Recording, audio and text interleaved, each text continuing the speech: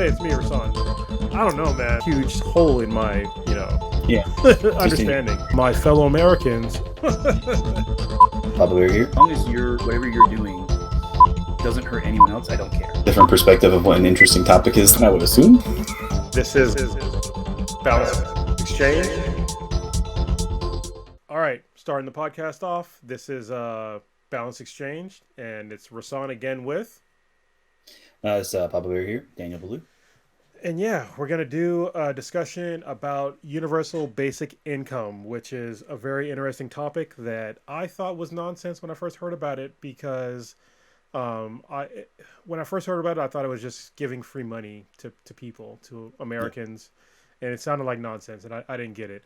And the reason why this is kind of like a perfect segue from our last podcast is because near the end of the last podcast, Papa Bear brought up Maslow's hierarchy of needs.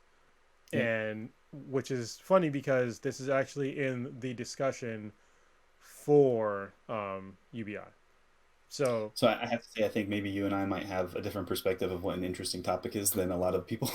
Well, you say it's a really interesting topic. I was like, I don't know. Maybe me and you think so, and hopefully a lot of other people do too. But I know that when I think about these topics, sometimes I'm like, God, no one else cares, because it's like people should be talking about these things, but it's not the hot social topic that people want to like have big deep conversations about. yeah, well, I mean, it comes back around to like having informed like voters and just informed people in general. Is that there are all these things that people don't know about, but it's easy. I mean, I think that most of America, the way that we operate, it really relies upon the ignorance of other people to like get these things across. Is because they just don't understand, and it takes time to understand these complicated issues. I mean, like last time you heard me talk about, I didn't know fucking Congress was literally the Senate and the House of Representatives together, and I consider myself, generally speaking, knowing a decent amount of politics. But obviously, that was a huge hole in my, Yeah, understanding. how it works. Yeah. Yeah. That's like, for most people, especially if you're really into politics, that's a base knowledge. So, I like being educated on the last podcast. And that's what I think. That's what I think the goal of this is, right? We're trying to pick topics that the idea is one of us feels like they have a good solid grasp of, and the other is maybe like interested in but wants to learn more about. And that's why I felt like we picked these two for that same reason. Where you mentioned it, I was like, I don't know a lot about it, and I've been trying to avoid anything about it since we started talking last time. I did end up having one conversation with someone, and I'm sure I'll have a chance to ask that question in regards to something they brought up. I was like, I don't know if that's the same thing, but it'd be interesting to see. Yeah, definitely bring it up. Yeah. So two things. One, I am drinking something for you this time. So I showed it to you already, but here we so go. this is that Elton Beaver peanut butter milk stout. Nice. So when I went shopping and I was thinking about it, I was like, man, I haven't had a good stout in a while, and I know that you generally are drinking a lot, like the stouts more than anything. So I picked this up. Stouts and IPAs. It was like yeah. Out there other than Guinness, which I was like, I know Guinness. I want to try something else. Yeah. No, I mean it's good. I mean once you go down the rabbit hole of beer, it's terrible for your body, but it makes you feel fantastic. So. Right now, I'm drinking Pliny the Elder. So, if y'all are IPA people, you'll know this is a very iconic beer. People say now that it's like, oh, it's just a normal IPA. But listen, fucking years ago, this was basically angel piss. So, yeah. You had that last night too, right? That's what you were drinking on the podcast last night? I did, yeah, because I bought a case of it. It had it delivered to me. So, and then I'm getting another 51 beers from Tavor tomorrow, and I think I showed you the bill for that, and it was a lot of money. But I was a little sticker shocked. I was like, oh my god. I was ashamed when I read how much money I spent. I'm not going to tell my girlfriend how much money I'm not going to spend on Christmas because of that one beer order.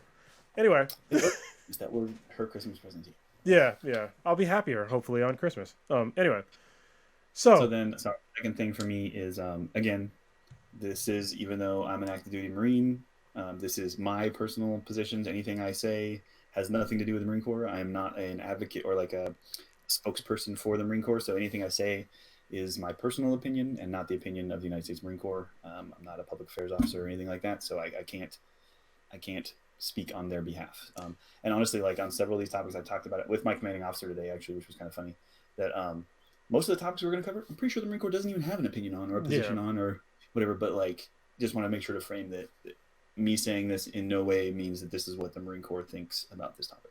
I feel like if we do enough of these, you should record that statement, and we're just getting a button, and you're just gonna press the button, and there we go. Computer while it goes. Yeah, yeah. So it's interesting, like how different it is, like you still being in and like me being out. Obviously, I know the whole Marine Corps thing, but I forget. Obviously, I've been out of the Marine Corps for a long time now. So I got out in 2003. So. Yeah. I forget about most of that shit. So I'm glad you're going to do it every single time. But yeah, you should do the button. It'd be funny. I have to, unfortunately, yeah. Yeah. All right. Just to make sure we're safe and that I don't get in trouble. Yeah, I definitely don't want you to get in trouble. It's one of the reasons why I don't say my full name usually on the podcast is because I work for a very large corporation that also, you know, there's a lot of things I say on my main podcast that they definitely would not agree with. So I try to separate the two. And what's funny is that like I get into things like at work where I avoid situations where they get into like this like quote unquote like locker room talk because I don't like hearing it at work. But then I do a whole podcast. Like my whole podcast is basically like a locker room talk. But I don't want to hear about it at work. I don't want to hear about it from like quote unquote professionals. You know? Yeah. We do still sometimes stop and like have some Star Wars conversations or some other, you know, like because they are your colleagues and your friends and kind of one-on-one, so those kinds of things go. I think maybe there's a line between the locker room talk and the water cooler talk. We still have the water cooler talks, but the locker room talk we try to avoid as much as possible. Yeah, well, I think in the Marine Corps it's more acceptable, right? But when it comes to like, well, to me, there's like been a couple of times of like bullying that I've listened to on certain conference calls where I'm just like, I really want to say something, but at the same time, it's like, do I really need to? Yeah, I don't want to be that fucking guy. But if I keep hearing it, I'm gonna have to be that guy because I'm a team lead on. But then I also have to come up against the other people that are also team leads. They're talking to people that they're my team, but also like kind of separate, and so it gets kind of fucking weird. And I'm also like one of the youngest guys on my team, and these are all people that have worked at my company longer than I've been alive, literally, and it's weird. It'd be interesting to think about though, and maybe for a different topic, because generally in the you know, I'll generalize in the like the IT community because I don't want to say specifically in, you know, storage or in anything else, but like in the IT community, generally the much older people wouldn't be involved in the newest technology type things, and so it's interesting if you have enough that's a concern that they're even involved, like that they're a part of these projects and doing that stuff. Yeah, it's actually where I'm at. Like, the cutting edge thing. There's people, like I said, I'm one of the youngest people. I think I'm not the youngest by maybe months, but I'm definitely like, if you look at me and another guy and maybe one other person, everybody else is at least 5 or 10 years older than me, like easily, if not 20, 30 years. You know, and it's very strange. They're all like really competent people because, you know, you have to be at this point. So, yeah. Yeah, I'm getting on the other end of that with our group, right? With Marines, like I'm. Well, you're old as fuck. Yeah, it's a Marines. You're old as fuck. So like, it was real close. There was only me and then the Marine who was the oldest Marine at this last birthday celebration we did. I was like, oh shit. That is so weird. Old. And you're not even 40 yet. Yeah. Yeah. Anyway, let's wrap this back around. All right. So the last podcast we talked about Maslow's hierarchy of needs, and this is why I started to bring up UBI. For y'all who didn't know, Maslow's hierarchy of needs, I'll break it down for people that have no idea what the fuck this is. It's a pyramid, like the food pyramid, but not. It's for your needs as a human being. All right. At the very bottom, the widest tier is your physiological needs, which is, you know, air, food, water, shelter, clothing, reproduction, the basic stuff. That's the real base to live. All right, for pretty much every human being on the planet. The next one up is the safety needs, personal security, employment, resources, health, property, stuff like that.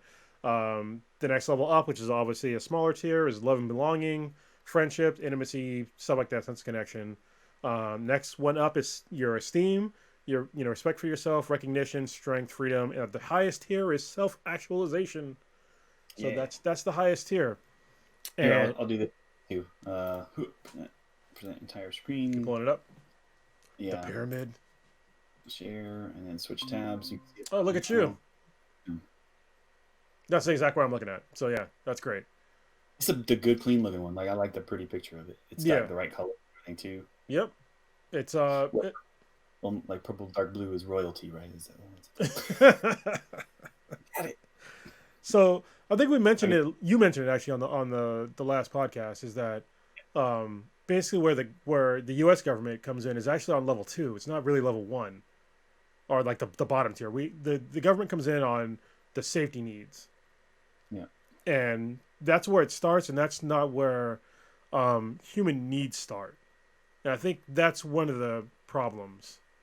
Well, yeah, because one of the fundamental concepts around Maslow's hierarchy, right, is that you have to have every level below it in order to move up to the next level. So, like, you can't even get to worrying about your safety until you have those fundamental needs of like food, water, shelter, those really like bottom ones.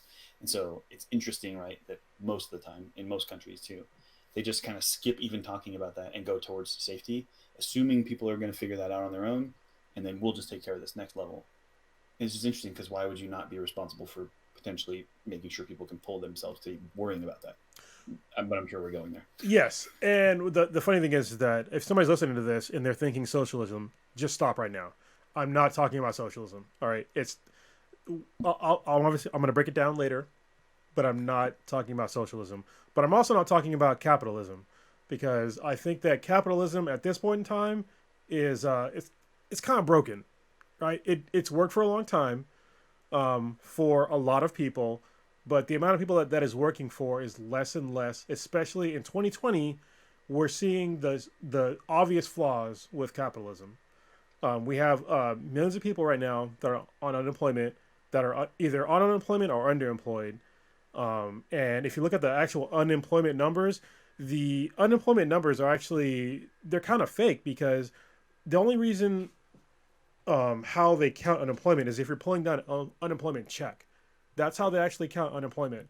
But if you are underemployed or your unemployment benefits have lapsed and you cannot get unemployment benefits at all, or you're a convict, or you don't have whatever means testing that is needed for unemployment, they don't count you towards unemployment. So when you see like a large, go ahead.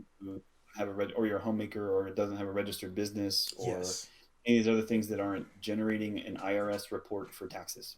yes, like any stay-at-home mom or stay-at-home dad, they are not going to be considered unemployed, and that's a huge problem. That's a huge gap. That there's not like a list, right? There's not like, here's every single job that exists in the United States, and then here's the total population. Therefore, there are this many people without jobs. Yeah, there's no. Oh, look, there it is, unemployment. And that's how, like, they've kind of toyed with, especially the current administration. This is 2020 still, so it's still President Trump's administration. And so when he talks about the unemployment numbers being historically low, I do your research on what he's talking about when it's low, because if you're just talking about unemployment, like I just said, it's only people that are pulling down unemployment paychecks. That's all. So, I mean, in that same context, right, imagine we change the rules for how you apply for unemployment and make it so that half of the people who could have maybe qualified last year don't qualify this year. And somehow we can report that unemployment numbers are cut in half this year. Yeah, because you reduce the amount of people who are eligible by half. Exactly. So it's messaging the kind of numbers. So I could see what you're saying there. Okay. Yeah. So along that same vein, did I actually close my window? No, I didn't. All right. So when it comes to the hierarchy of needs, it's just going down to like the base level. Like, what do you actually need to survive to be a human being? And I think that our government does not cover. Well, I know it doesn't cover that. All right. And universal basic income would be something that would cover it. And when I first heard about it, I was like, it's basically what universal basic income means is that basically you would give a paycheck to a certain group of people. It should be all people, because that's why it's universal, over a certain age, a check for basically just being alive. And I'll bring up Andrew Yang's argument for it, because it's the most easily digestible, because he already did all the math for me. He calls it the freedom dividend because it sounds better than universal basic income, because it sounds like American freedom. His idea was to give people $1,000 a month, anybody over the age of 18, $1,000 a month, no question asked, literally everybody, even billionaires. And if you're mad about the whole billionaire thing, they pay taxes too. And if you're going to have a universal system, then they should get the money. If you look at the actual whole scheme of things, if you gave a billionaire $1,000 a month, and then you gave a person that had no income $1,000 a month, who is that going to affect more? Person who has no income. Yeah, or somebody that. Another example is to be if somebody that is barely making a dent in their debt, or they're making really low income, and they're still paying taxes, giving them $1,000 versus somebody that pays, hopefully thousands of dollars in taxes as a billionaire, or hundreds of thousands, hopefully, and you get them $1,000 back. Obviously it's diminishing returns for the billionaire. They're still getting their money, but they're paying into a system to where they're getting less back than what the person that is getting paid, that is their income is way less. So basically, the person that's paying less taxes gets more out of the system than the person that's paying more taxes. So it kind of evens out a little bit, but I think it's more fair, because I'm all for the equality of opportunity, but not the equality of outcome. So I think that's a distinction that people need to understand. So it just gives people a floor instead of living on the bottom. So I think for the two of us, we both said we're both pretty well off at this point. It would be like, right, you sign up for one of those free months of this thing you're kind of interested in, you're not really sure, and then they have a subscription that starts after 30 days, and then maybe you realize 4 months later, like, oh crap, I've been getting charged for this for 3 months, and I didn't even really like it that much, and you have to turn it off. Yeah. We didn't even, like, it's literally, honestly, like, it's a small thing, and there's that little amount in there where you're like, oh crap, oh, there's this thing getting charged, turn that off. It'd be the same thing with them getting that $1,000 back. They're gonna be like, oh wait, the government gave me $1,000. I didn't even notice. Yeah, exactly. That's how it would be. They wouldn't even recognize it, until someone tells them in their numbers, like, oh, geez, hey, you got that back. Like, oh yeah, okay. Whereas the person who's, going from paying this bill this month and holding off on this one to then, okay, pay that one and then hold off on that one so that you're never more than 30 days late on any of your bills, that $1,000 is going to make a difference. Yes. And it would obviously, the idea is it would stabilize the vast majority of poor people, and it would almost I don't want to say eliminate poverty, but it would put a huge gigantic debt or dent in poverty if you just start paying people $1,000 a month. Still talking about Maslow's hierarchy for a second. So if you're that person who's managing a household and you're doing that month to month thing, like I was talking about, where you're like, you're making bottom level, right? You've done that. You've managed to make it so that you still eat, you still breathe, you have shelter, but you're like just scraping, just barely getting the bottom. Yeah. That $1,000 lets you now maybe go, okay, what can I do to make it into the next level and start, being a little bit happier and living and being more contributing to society. So, okay. Yeah. And it also gives, like we were mentioning before, if you're a stay-at-home mom or stay-at-home dad, because people talk about GDP all the time. And GDP is kind of a ridiculous measurement to measure society's happiness. It's not even really happiness. Nothing to do with happiness. Nothing to do with like how you're doing day to day. But GDP doesn't account for somebody that raises their kids at all. It has no income, and there's nothing currently now to help them out to raise their children.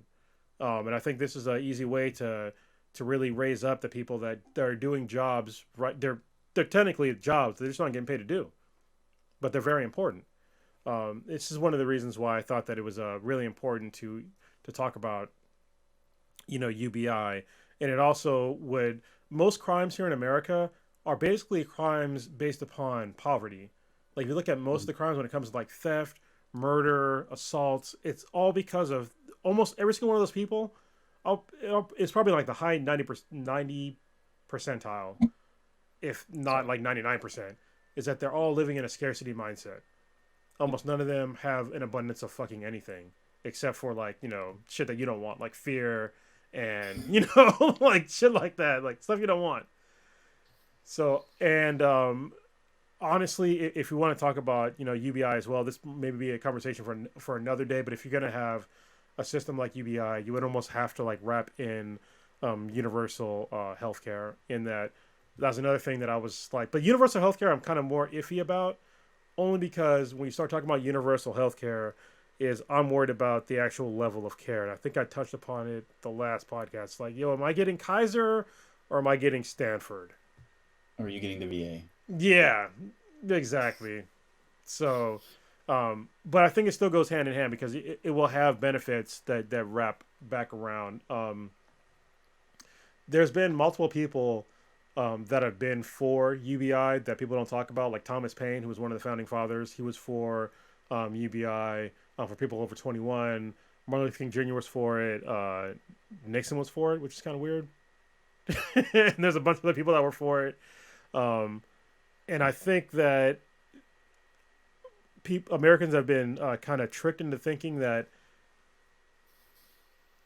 what are people going to do if they get, universal basic income? Like, are you going to get rid of jobs? And that's the main problem that I think most people think is that people are just going to stop working. First of all, can you really live on $1,000 a month? I mean, most people can't. Fairly. I mean, it's just your basic needs are met. Hold on, you paused out for a second.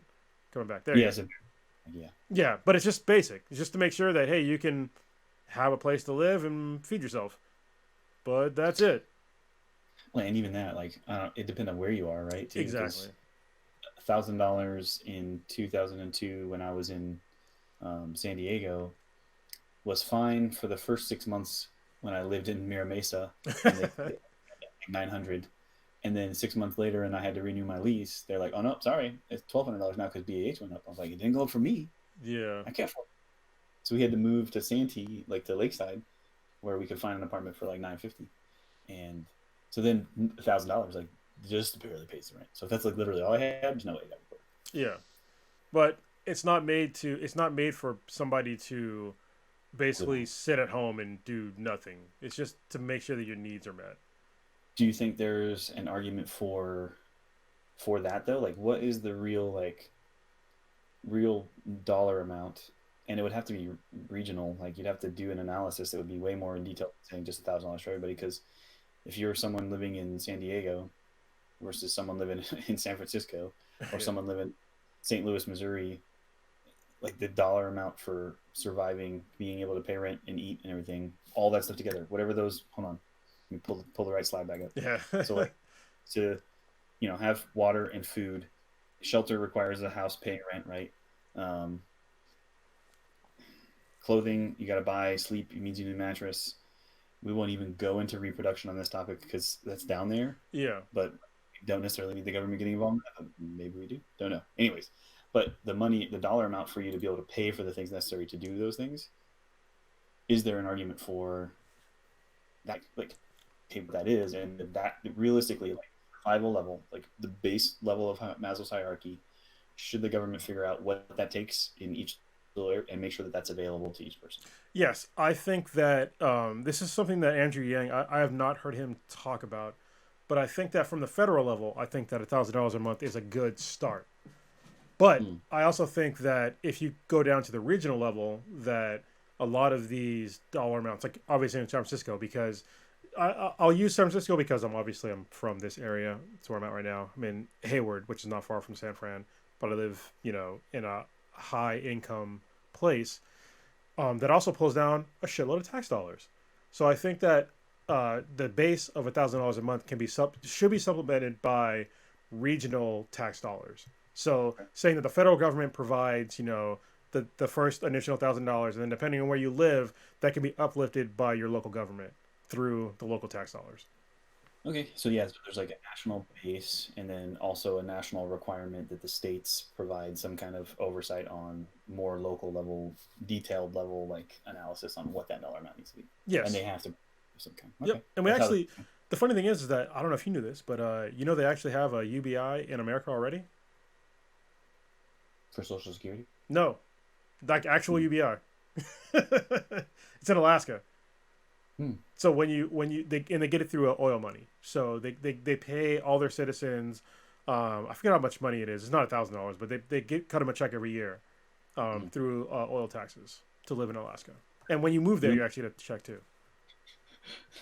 Because they're like, you decided to come all the way up here to Alaska and live here. Yeah. This place is savage. So hey, thanks for helping us figure out how to make oil come from Alaska. Yeah. That's interesting. And it was actually the idea for that, the oil check is what I think they call it in Alaska. It was from a Republican governor in Alaska. He's the guy who came up with the idea to get that check. So I don't know if you know this about me, but so I actually grew up on a Native American Indian, like a reservation in Washington, and my dad got a regular stipend each month from the tribe. Basically, like I actually could inherit that if I wanted to. We've been trying to push it all back to the tribe since my brother and I are kind of farther removed from it. And it's funny because there's actually a pull from the tribe at this point, like, no, we need you to come into the, like, we need people to still represent the tribe. Wow. And so it basically, like, they would divide up the total amount of land that they had, would divide it up into the total number of people, and then they would generally divide that land up into 10 plots per person, and then not give anybody a contiguous plot. So you owned it's like checkerboard all over the place, right? Inside the tribe lands. So that then what would have to happen is, say you wanted to ranch sheep or something, you would have to get with the 50 dudes that owned these 50 squares of land, pay everybody to allow your sheep to, like, graze there, and then everybody would get all that money, and the sheep and everything else comes back to the tribe, and then everybody gets the same amount of money. Huh. That's interesting. That's a good way. It's weird. It's hard to keep track of. I was like, wait, I had to, like, do the math like 15 times. Like, okay, I get it, but it was weird. Yeah, no, it sounds weird, but it fosters a sense of, like, actual community. I think that's what a lot of America is really missing, is, like, the actual sense of community. And it's one of the things my mom told my dad that he should do, because he didn't set up any inheritance. He died a few years ago, and, like, that's why it's all in weirdness right now. And I've just told the tribe, I was like, figure it out or don't. I don't care. Like, I can't get directly involved. She told him, like, hey, figure out how to get together the 10 plots that you have on Lake Roosevelt, because there's a big portion of it that's on Lake Roosevelt in Washington.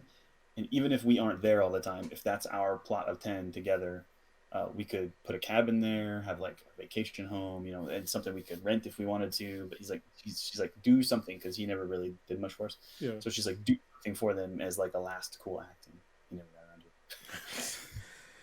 Yeah, we're human beings, we're fallible.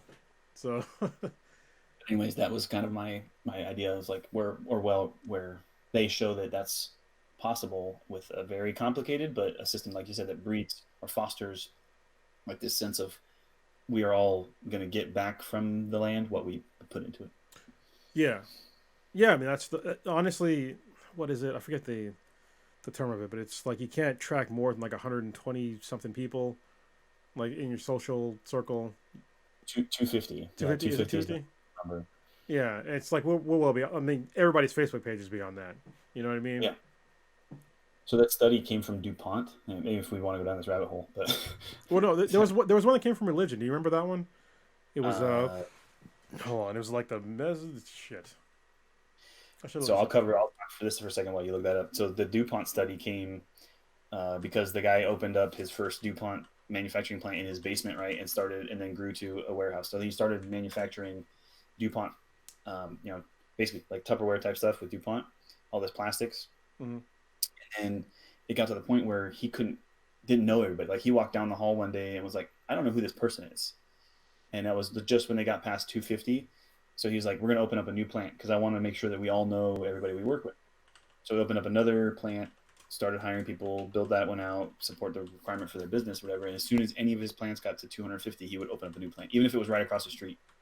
It didn't matter. It needed to be a separate place with different management and different owner or different workers.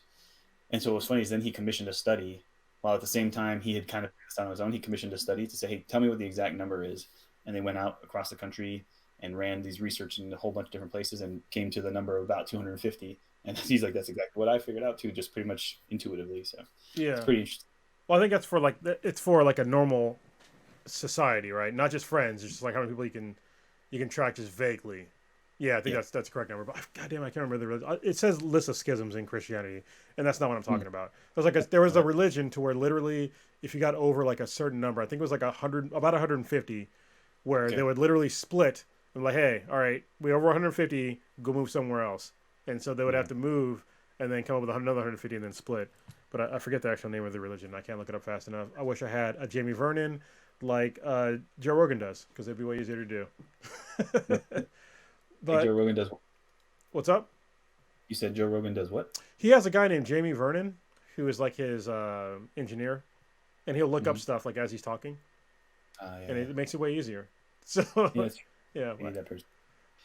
So I was gonna say, does that mean that now that we're making friends with each other, there has to be someone that we drop off our list of 150? Oh, there already is. I mean, someone got dropped away. Okay, so you got more to cover on it, or do you want me to ask my question? I do, but ask your question because I think it might be what I'm going to talk about anyway. So go ahead, ask your question that your friend asked you, or your Marine asked you. I'm just going to take letters then, and then maybe we get to AI. AI, yes, that is one of the major reasons why UBI should be done, is because AI is going to replace a lot of jobs, AI and automation. So I'll give you the perfect example. When you hear statements from the U.S. government talking about how we're bringing jobs back to America, we're going to bring back auto jobs or manufacturing jobs. We're going to bring them back to America. Okay, yeah, you're going to bring them back, but they're not going to be human beings doing it. You know, when those jobs left America, they went to like China or, you know, Taiwan or whatever, or wherever for cheap labor. But guess what? We have cheap labor now here in America, and it's through automation and AI. And this is like the major push that Andrew Yang was talking about for UBI.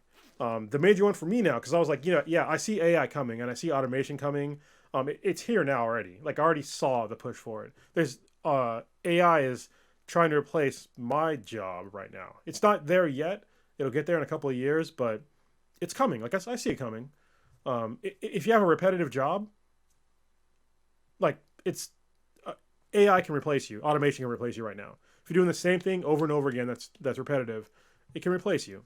If you have a non-repetitive job like I do that takes some problem solving, it'll take longer, but it's going to get there. And I think there's a major pushback for human beings to be like, hey, I just want to work. You know, I don't want I want to have my job, but these are jobs that human beings should no longer do. Like honestly, we shouldn't be flipping burgers anymore. We should be doing things that are more meaningful to society, or you need to find a better thing to do with your time. And I think that's where UBI kind of fills a hole. But that was the major thing for Andrew Yang. But what we're seeing today is that with COVID-19, it wasn't even AI that fucked us up. It was a single virus has put millions of Americans out of work and businesses that have to shut down. Just one virus. All right. And then what do you think is going to happen after COVID's done? If you're looking at restaurants, the restaurants. Sorry, go ahead. No, you're good. Restaurants will come back. It won't be that many. But when it comes to like manufacturing jobs, these corporations are looking at,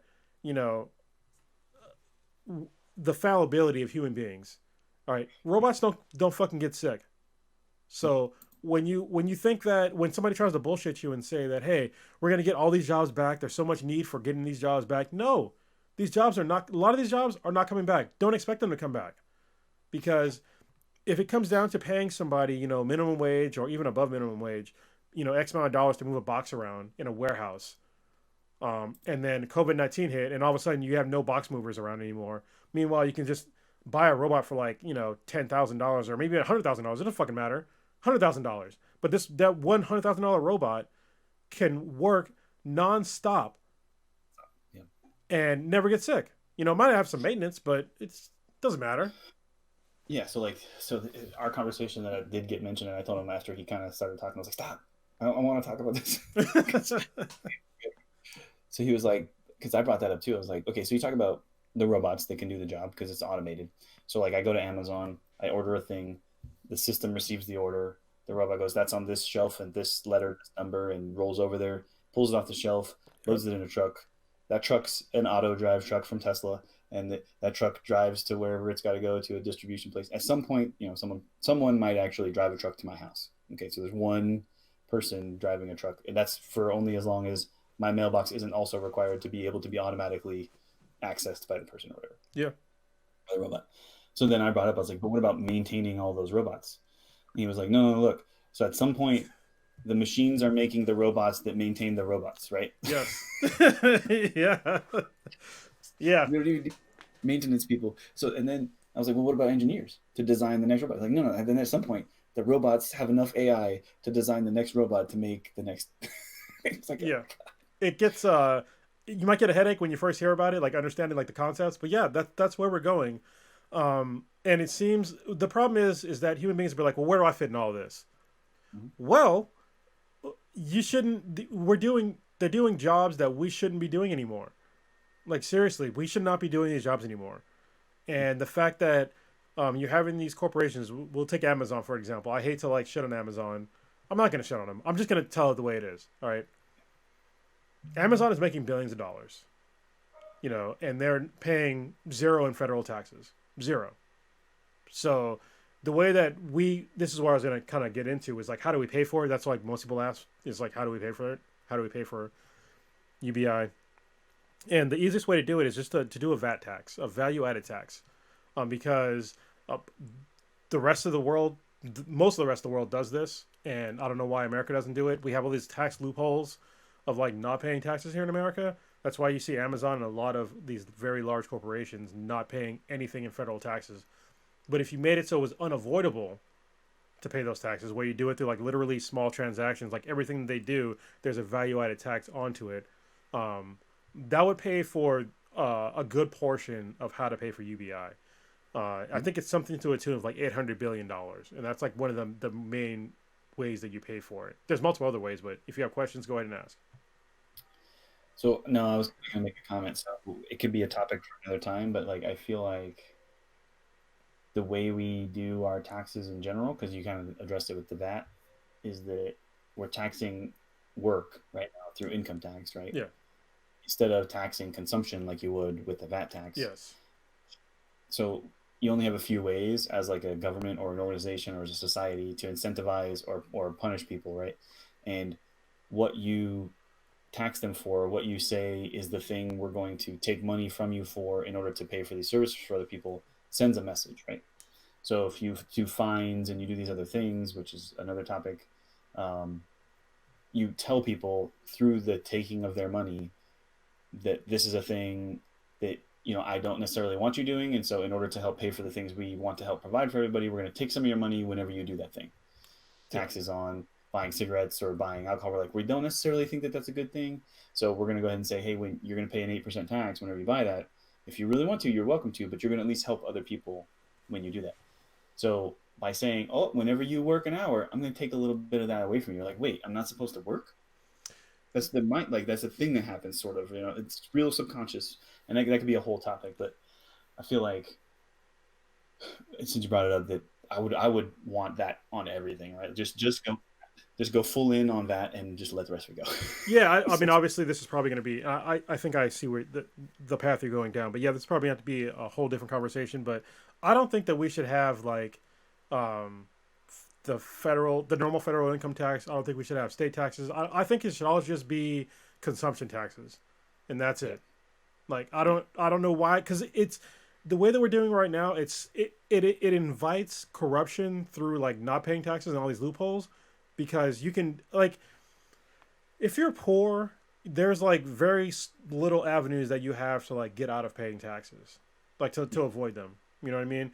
But once you acquire things like a house or there's other various things that you can get as well, or you can hide your money through stock markets or whatever the fuck you want to put it.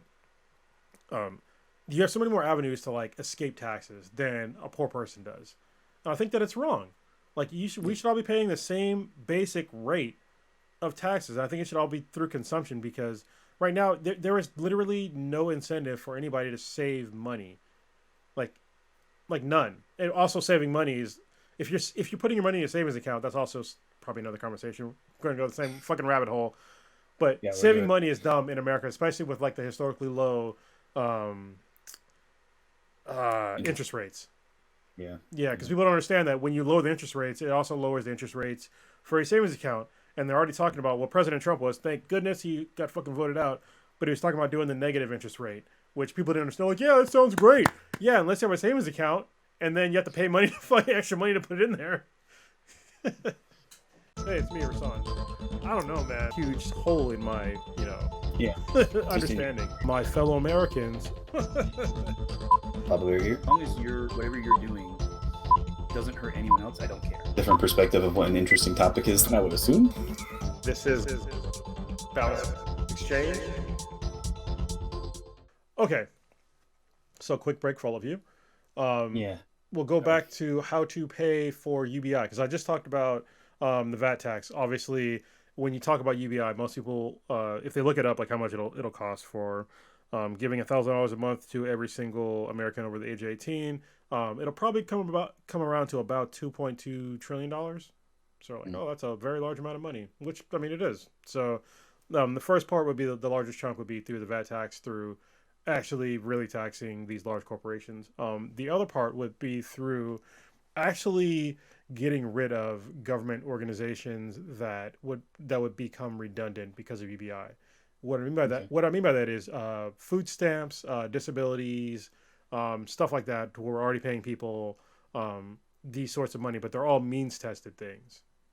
And what I mean by means testing, it means that you have to prove that you have these certain things. This is why things like food stamps and welfare, they're so fraught with corruption and fraud, is because there's means testing. And so if you just get rid of that shit, it would save us a whole bunch of money. Because so if you're going to get welfare, you have to make a minimum amount of income, all right, or no income. And so what a lot of people do is that they know how much income they have to not make to be on that. And so they'll be there at that, just the minimum amount. But if you just free them up to like, hey, I'm just going to give you this money to do whatever, then it's no longer a stigma, because if everybody's getting it, it's no longer a stigma. And it also makes it so, I already said the not stigma thing, because being socially acceptable is a good deal, and just having the freedom to do what the fuck you want. Because I think that most people that are on welfare, they feel like it doesn't make you feel good being on welfare. You know what I mean? But in this, if it's just like society is actually helping you to live, and if you want to, this gives you the freedom to do what the fuck you want to do. And it also gives the freedom for people that we talked about before, like people that were traditionally not getting paid for anything, like people that are raising their kids to actually get paid money. So I'll stop it there. I'll go to the next one in a minute. So what are your thoughts on that? Like actually getting rid of some of these other redundant programs? Yeah, sorry, I muted for a second because the dog was barking, and I be quiet. I assumed all you heard was dog barking. No, it's fine. It's fine. Talking, you won't hear the dog. But so I know that me growing up, we did the food bank type of stuff a lot of times too, where you could go and get like the government cheese, which was basically Velveeta type cheese. Yeah, I know that. Yeah. And honestly, even as like a Lance Corporal in San Diego, with the cost as high as it was with a child and getting WIC, right? Yeah. Cost high versus my income, we qualified for like everything. We were on WIC. We were able to go get stuff at Food Locker and all these other things, which I really doubt. If you think about the benefits we got, it's like some cheese, some formula, some bread, some vegetables, some things like. It's probably not $1,000 worth of stuff. No. So you wouldn't even need those food service programs potentially. And then my mind went to like you could even maybe not need these like soup kitchens, right, for homeless people. Yeah. Now then I went, wait a minute, how are the homeless people going to get their $1,000 check? Yeah, so that's one thing that we will have to be like some research on, is like how to get, you have to do like a outreach program to like actually link them up with. So obviously that will create another way smaller organization to outreach to these homeless people to show them that they have actual benefits. But I mean, those are already there, right? So if the soup kitchens just become the check pickup place, boom, hey, homeless people come through, like here's your check. Easy solution. And this is also when somebody cynical is probably going to say, well, homeless people are homeless people, they don't want to do anything. You froze. Am I still freezing? Holy shit, I am still frozen. Can you hear me? Oh, what happened here? There we go. Yep. You hear me now? Okay. I saw me freeze when you said you froze, which is weird. Yep. Anyway, there are going to be cynical people that are going to hear my statement and be like, well, people that are homeless, they don't want to do anything. Some of them, maybe they want to be homeless. Maybe that's their decision. I totally get that. But there's a lot of folks that don't want to be homeless. And I think that this is a way out. And it's a more eloquent way out. It's an easier way out than trying to go through all these fucking crazy programs and try to navigate all this bullshit, rather than just, hey, here, I'm going to give you money and do whatever you want. People are going to be like, oh, what if they just do drugs? I don't give a fuck. I really don't. If they want to do drugs, whatever. I mean, is it stopping them now? No. So I do anyways. yeah, and I think and we can get into the whole other conversation of like how to actually fix those sorts of things, but that's not in the scope of UBI. I think if you want to get in the scope of, actual mental health issues and substance abuse issues, then that goes more into like actual healthcare, and that's universal healthcare, and actually having a more compassionate system for Americans. And it also gets into like the war on drugs and our current incarceration system and punishment system, which is broken. So, but Yeah. that's not in the scope of what I'm talking about. On what Oregon did this year might be the way we cover those topics, because that's huge. You seen that? Yeah, yeah. I think it's a lot of folks are really skeptical, but I think it's a it's the step in the right direction for personal sovereignty. I mean, listen, if I can sit here and get drunk on a podcast every fucking Wednesday, then why can't I shoot up heroin every Wednesday? Other than an understanding between the two of us that that's like more dangerous for your body yeah, and yeah, like your likelihood of causing you problems.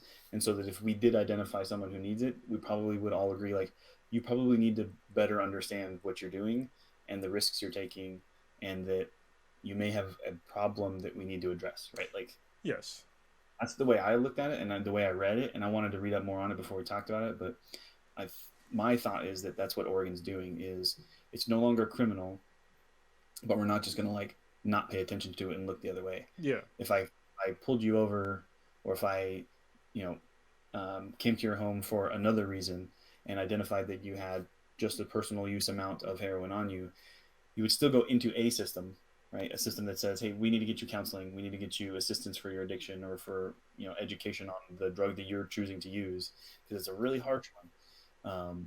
But you're not going to prison because of the drugs. yeah. So I'll push back a minuscule amount.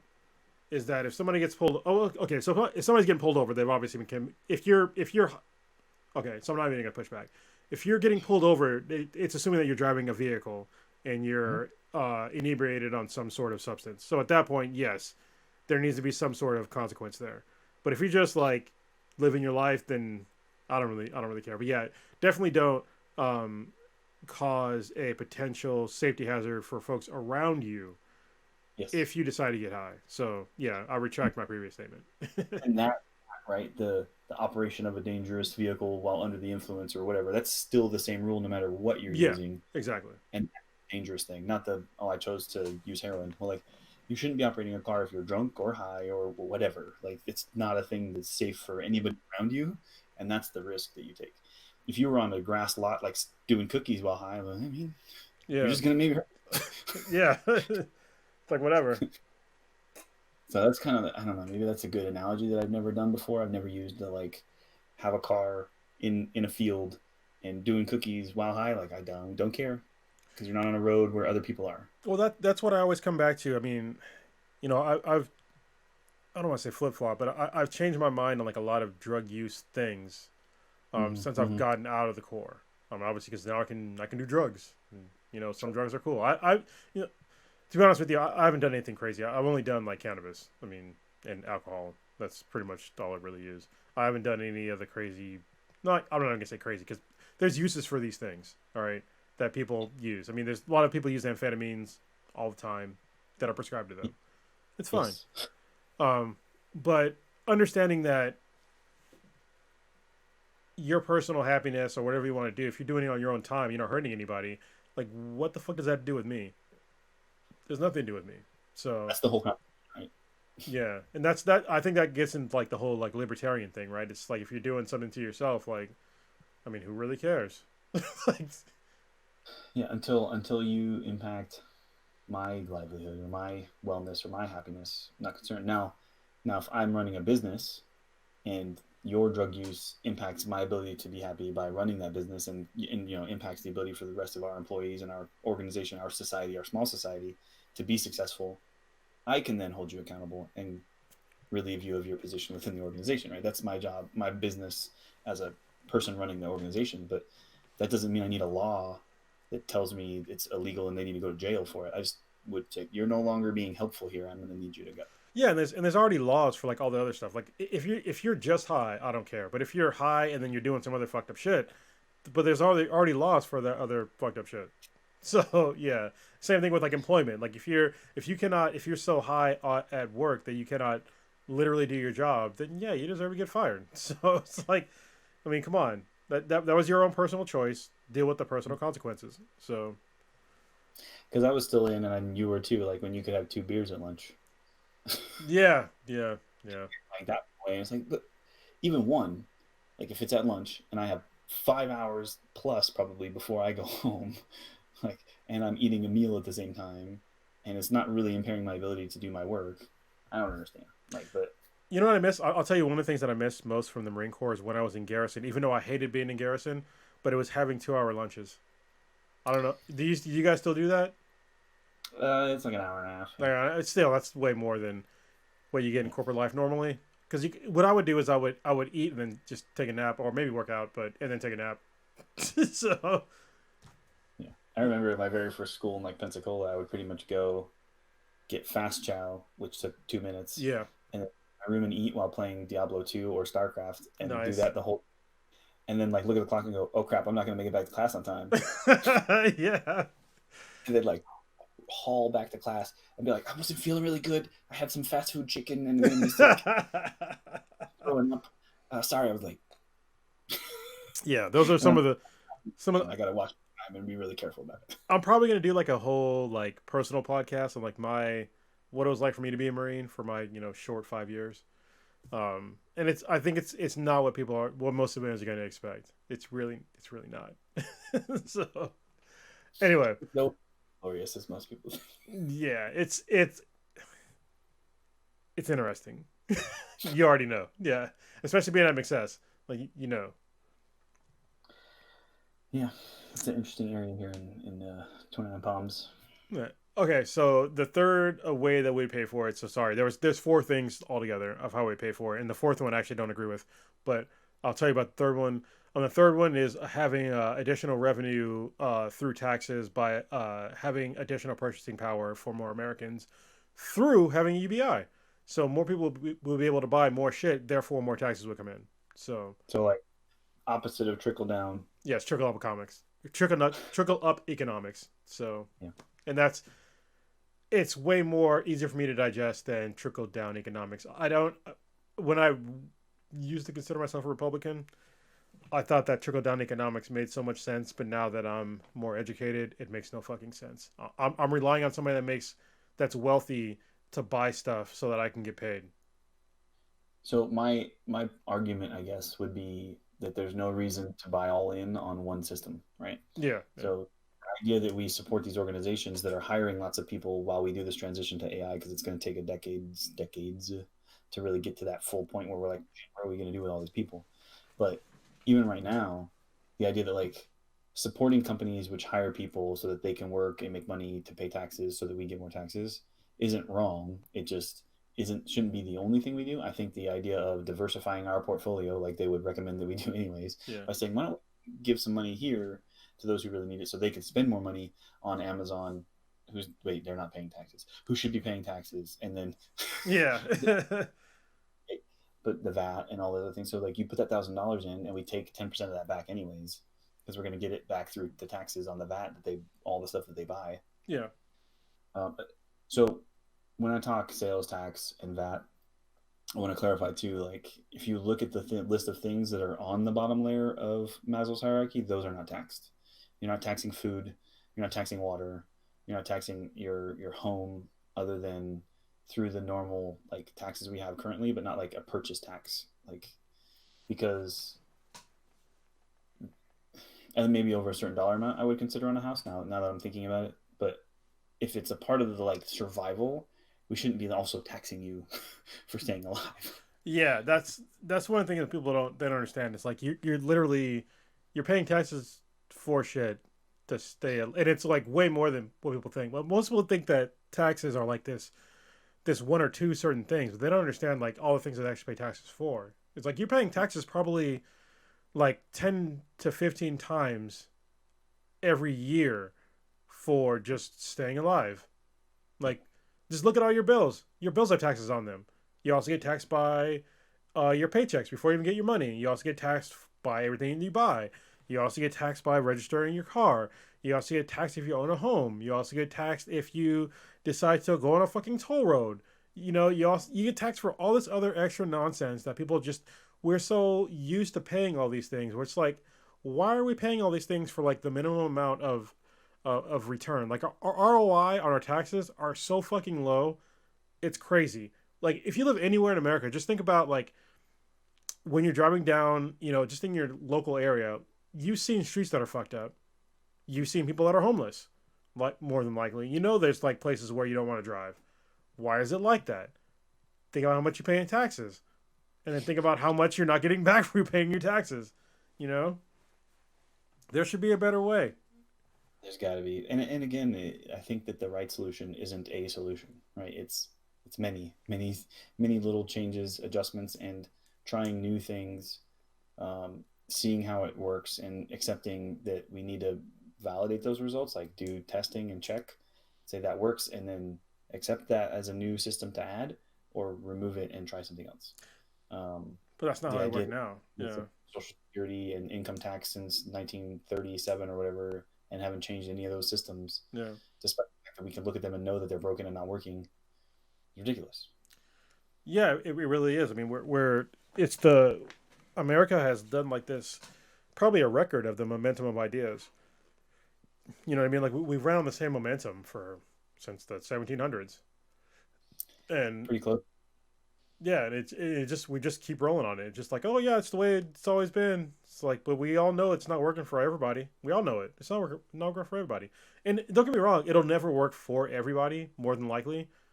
But we can definitely up the percentage easily. But as long as you're not the person in the bottom, you don't give a fuck. Yeah. And I think that's a problem with, most conversations and stuff it's not possible. It's not possible to get around or overcome, right? That you're going to have some personal bias at how you look at those systems. And like, we're looking at these concepts and these conversations from our positions right now where we both are comfortable. Like we're not struggling. So it's easy to have these dialogues and say, this is what I think, might help these people that aren't where we are. And maybe, I don't know, maybe we can talk some other time about your story on it, but like aren't where I am now, but I know where I was once upon a time, and I know how I got here. And I think ways to get more people here. I do think a lot of it needs to come from work, like in wanting to get there, which not everybody does want. But I think that there's some inherent requirement for all of us to like give a shit a little bit, to make sure that everybody's just doesn't even have the chance, right? If you don't even have the chance to work towards those things because you're not even worrying about anything other than really where am I going to eat next, and you've given up the chances you maybe had to reach for a couple of those opportunities, and now there's no more opportunities. Yeah, we need to keep giving people these opportunities because I'm an internal optimist, I guess. And like, I think that as long as you keep giving people chances, they'll eventually together and try. That's kind of the way I look at it. So I see the benefits in this kind of a concept where it keeps that opportunity there. But I'm also concerned with the, $15 an hour McDonald's cashier, which should probably just be a automated machine where I push the buttons and the thing gets made in the back. Because does a person need paid $15 an hour to have a conversation with me to push buttons on a screen? Probably not. Yeah. So there's value in the work that you do, but I also think that there's value in you as a human being, and we need to find the balance between those two. And it's hard. Yeah. It pushes more into like a human centered economy, like where it's like you as a human has value rather than, the work that we think that people need to do has value, because there's things that are out there. Like perfect example is what you just said. The whole minimum wage thing. I don't think there should even be a fucking minimum wage. I don't. Honestly, I think when I first started working when I was 13 years old, I worked at a record store for like $3 an hour. It's way under minimum wage. I didn't give a fuck. I just want to know how to work. I want to know how to how stuff got done. And I was happy to get that $3 an hour. And don't get me wrong, I don't think that everybody should get paid $3 an hour. I totally understand that people would want a minimum wage, but it's like if you're working at minimum wage, you should not be there for any length of period of time. You shouldn't be. And I understand that right now there's a scarcity of work, and that's where the problem comes in. That folks don't really seem to understand is that there's a scarcity of work right now, and it's going to keep getting worse. It's going to, it's not going to get. There's no way that it's going to get better. So don't expect for these minimum wage jobs to become more abundant, because look what happened when automation first started like really rearing its head. We started seeing more and more of these minimum wage jobs going towards older people because they had experience, and they're fucking over the younger generation. So just like these millennials and the whatever the new generation is going to be called, they're just getting fucked by the last generation. What were you going to say? You didn't come through. Figured out what we're calling the next generation yet, because I think I'm the oldest millennial, like year. Yeah. No, I'm a Gen Xer. Still. Up until 1980 is X, right? Yeah, I was born in 79. That's the cutoff. The 80 is when millennials start. Yeah. I was born. I'm like, I am not a freaking millennial, but technically, I'm a millennial. Yeah, I don't get. Listen, to me, I don't consider you a millennial if you can remember a time before the internet. Yeah. So I don't consider you a millennial. Yeah. It's just you were 8 years old.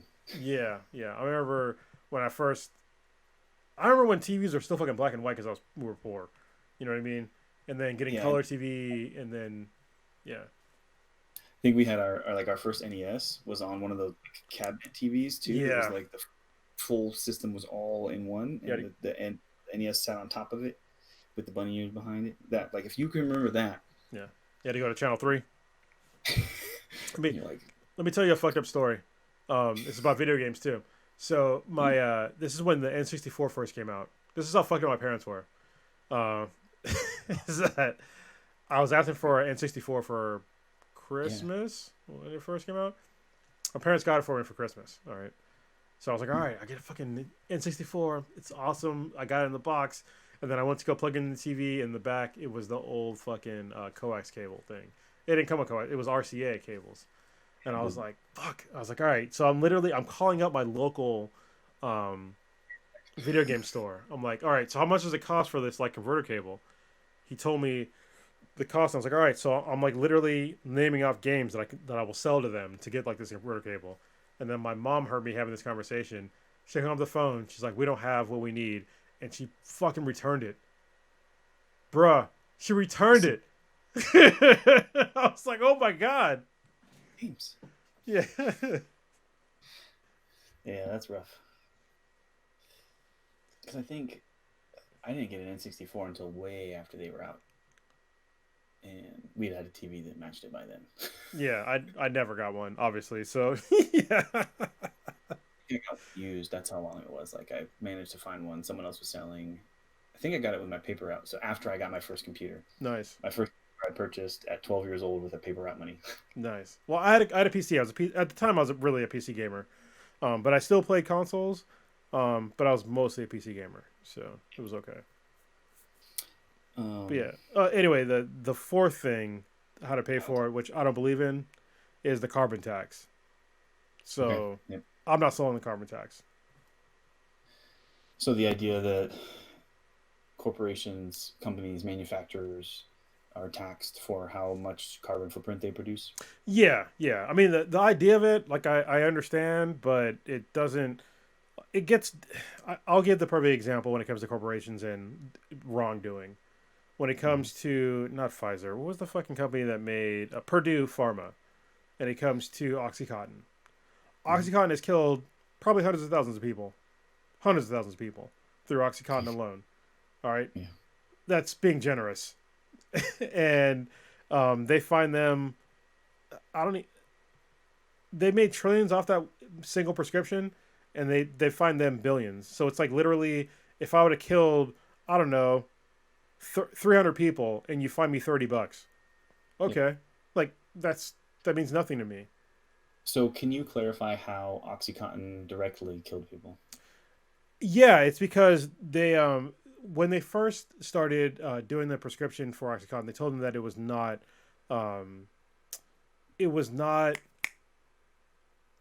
You wouldn't get addicted. It was a non-addictive substance, and so all these doctors, yeah, they just kept prescribing OxyContin to all these people. And they told them that it was not addictive, and so people would take it, and they would die from taking too much of it. Or what would happen is that they would take a bunch of it, and they would get addicted to it, and then they would get out the prescription, and they have to go to heroin. So and that's how it would directly cause death. Yeah, because I was tracking the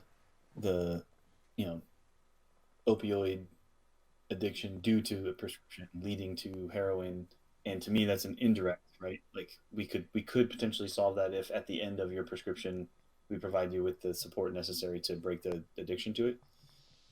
But like if it's overdosing while taking it, yeah, that's a direct issue. Yeah. Have you ever taken OxyContin before?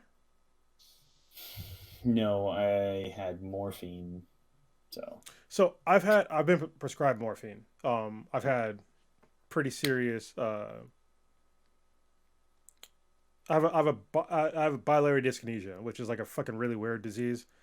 But I didn't get prescribed morphine for a while, and I will tell you, at least for me personally, OxyContin when I took it was like way more of a erasive experience than mm, morphine was. So when I was in Iraq, when I was a contractor, I was going to do a workout at the gym, and I stepped out onto like a piece of plastic, and I rolled my ankle, and I heard it snap, and it ended up being a broken ankle. And I didn't know because I went to the doc, and it was like, oh no, I don't think it's broken. And I was like, dude, I can't walk. Like I'm in fucking shock as I'm talking to you. And you're like, no, socks. what's up? I change your socks, drink water, ibuprofen, stretch. You're good. Yeah. But I was just like, my shit's fucked. Like, I'm pretty sure it's fucked. And he's like, no, no, no, you're good. I'm like, okay, fine, whatever. And then I had to convince him to give me crutches. And so because he told me that it wasn't broken, I think I waited like 3 days and I was back on the elliptical, like just fucking doing whatever. 6 months later, I went to a real doctor, and they were like, "Yeah, you broke your tibia off in your ankle, and it's still in there. Like, you probably should get surgery." I still haven't gotten surgery, but I probably should have gotten it. But a friend of mine who had back surgery before he came to Iraq, who's also a contractor, I was like, "Dude, I'm in a lot of pain." They didn't give me shit. It's like, "I can give you this OxyContin, man. Like, it'll take the pain away." I took one of these things, and it erased my entire fucking day. The next day, I could not read a fucking email. Literally could not read an email. I was like, what? That's crazy. Yeah, no, I never did. And the morphine was just once from surgery, and so it doesn't work the same when there's that high level of pain. Like the same as probably should have worked with OxyContin, I would assume. And maybe Yeah. that's, I don't know. Weird. Well, morphine, But I had morphine, obviously I had morphine through like surgeries, but I got prescribed it through like pills. And the pill form of morphine, I think is probably different from like the injected sort, because when they injected me, yeah, I'd feel fucking much better. But taking it mm, orally was different. okay, yeah, because mine was definitely an injection, so that's probably the difference then. Yeah, the injection, yeah, that should definitely Works. ease the pain. Yeah. So, I'm gonna point out too, like it's a little bit of a different correlation between the two, rather than a direct representation of the same concept, where a fine and a tax aren't the same thing. No, no, So no. their wrongdoings, and then calculating exactly how much whatever, and then taxing based on that are two different things. But that doesn't mean that there's not also a way around whatever that calculation is that says this is your carbon footprint and you're gonna pay a tax based on that. Well, you just pay off whoever that moderator is, or whoever the person who observes your site is, to rate you lower, and you save $1 trillion. Yeah, yeah. I think that there should be better incentives towards actually. I mean, honestly, this is where the industry is going, and I don't understand why there's no more common sense things. It's like when just look at like fucking Tesla, and don't get me wrong, like there's a whole argument to be made to like where are they getting the materials to make fucking batteries? Yeah, I get that, but batteries are also, if you have a gas tank, you have to refill that fucking gas tank. All right. When I refill a battery, where that energy is coming from is dependent on me. I mean, if I have a solar array on my fucking house, then it's coming from the goddamn sun. If it's coming from, some other means, that's where you're already getting electricity to your house anyway. So for me, it's kind of like a less of a moral issue because you need to get electricity anyway. And the electricity that you're getting is probably not from well, for most people, probably not from a coal factory anymore. Oil, not from oil. Probably usually? not a lot for. I would not say a lot for some people. It's probably not from oil or a coal factory. So because Yeah, if it's July in California at 6 p.m., it's probably from oil. really, So like it's this weird thing where surge times, California has two major oil based and natural gas based power plants that only operate when surge comes, which is oh, generally summertime in the I have heard evening. that. Yeah, Is there here? yeah. Well, I guess that's where um we could definitely use some sort of, I don't want to say regulations, but government means to give incentives towards going off of that model. Because I understand the reason why the model exists, because it's way easier to spin up a oil based or carbon based engine system to deal with the surge. But if we put in the same amount of time to actually store some of these more, I hate using the term green, but these green systems, which we don't have currently. So like we have so much wasted energy that goes through like solar and very inefficient, wind and various other means like hydropower or whatever. It's just wasted because we don't have enough actual storage for it. So I just got solar panels installed. That's why I like just did some research on some of these things because I watched some videos about why am I even doing this. Yeah. And Wait, hold on. So hold on, before you tell your story, did you go? Did you do a battery backup? yep, All right, cool. So you did it the right way. All right, so go ahead. Tesla backup in the garage. Nice. And for honestly, like one reason, which is that they had an app. The LG option that Sunrun gave me was just there as a like a power backup in case we lose power. But the Tesla one has an app that lets you like specify exactly how you want it to support your power system. Nice. So I was like, I want that. I want to be able to. And I still haven't gotten there. So right now it's just set up as like a backup system. And what it does is, as soon as we go sundown and the solar panels turn off, it goes down to 75% powering us. Because I feel like that's a probably safe place to start. So that the next day when the sun comes up, it charges itself up while also powering the house, and it doesn't seem to overrun us. But what I want to have happen is long term, it charges during highest cost or during lowest cost hours for us. Like when the solar panels are up, it stays charged, or just charges off hours when it's low cost amounts for us, and then supports us during the highest cost hours. So that way we're not pulling energy using the battery pack. Like basically save money more than anything else. So That's kind of what explain for the listeners the reason why you would want to get a battery. I know, but the listeners probably don't know. Is why you would want to get a battery backup with your solar panels. two primary reasons that I can think of. One being that in the event of a power outage, and it's nighttime, so because even in a power outage, if it's solar, I still have power. I'm good. But if there's a power outage that goes through the night, my battery backup can still power my house for whatever I need. So I don't lose my charging capability. I don't lose my microwave. I don't lose whichever things I specifically put on circuit breakers because there's only 10 circuit breakers. So you have to choose 10 items in your house, basically, which is kind of a pain. But so like, you obviously go fridge, freezer where it's plugged in. So that way my food stays viable during any long power outages. So there's that, right? It functions as a pseudo generator, basically, already immediately in the grid, ready to go. Two is that during peak charge hours, like the most cost prohibitive time frames, you can actually have the battery backup if you don't have enough solar back you up rather than pulling from the grid, so that you don't get charged a large amount of money to run systems in your house that you might need to run rather than needing to pull power from the grid. So that's the way I look. Is there? You think of another reason? Well, do they do buybacks where you're at anymore? I know they've been rolling back.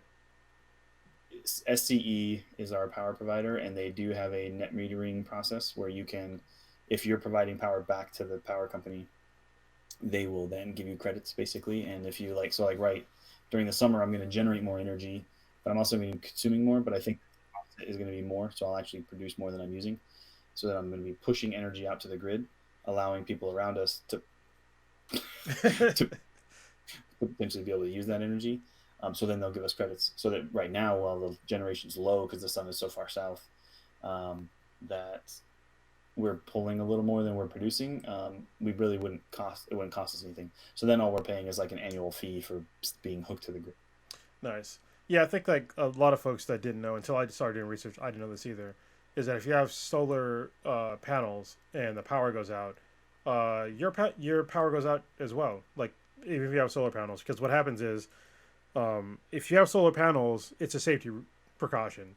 Because if you have solar panels and you're producing power and you're putting it back into the grid, they have to cut off your power. So it means cutting off all your power.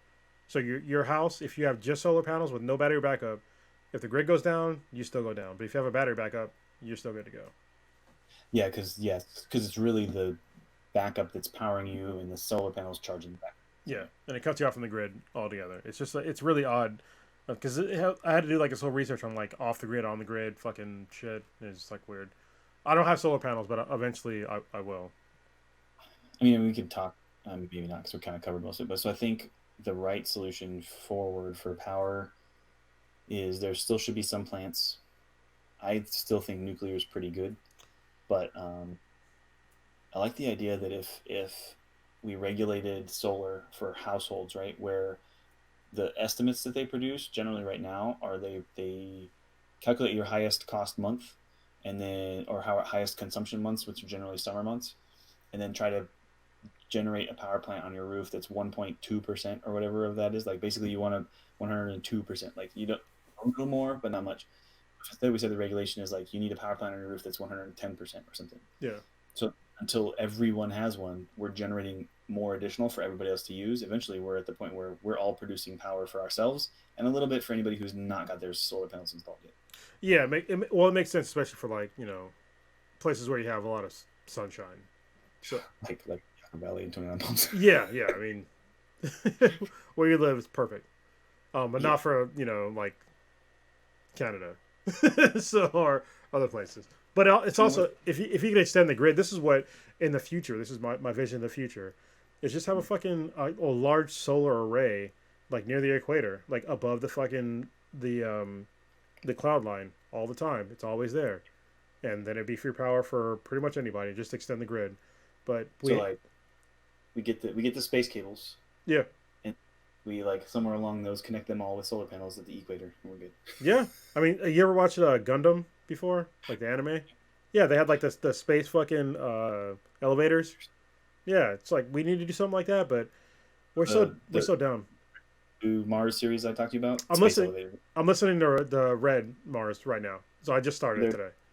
There's a big push towards space elevators in that at some point too, so it's pretty cool. Yeah, I mean we need to do it, but it's just us as humans we're so tribal and we don't like to work with other people, and we need to change as humans. So like being a multi-planet species would be helpful. Yeah, it really would, but it's gonna honestly I think that what it's gonna take for us to really come together as one is like a serious threat from an extraterrestrial means.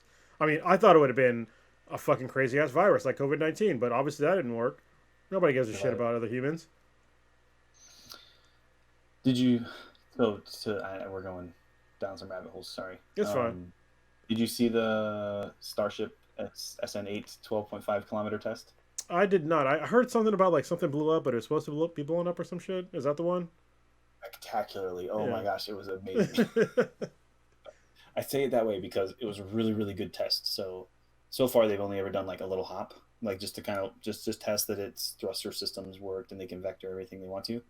So this thing launched 12.5 kilometers up, like basically as far as while you're still in the atmosphere. From that point on, you start talking, you're in, like you want low atmosphere thrusters. You want to kind of change your actual engine profile. You want to change to a different nozzle. That's when they generally drop stage 1 and switch to a stage 2, which is more of an outer space thing. So they get to this altitude where they know they're going to do that, and they cut it all off.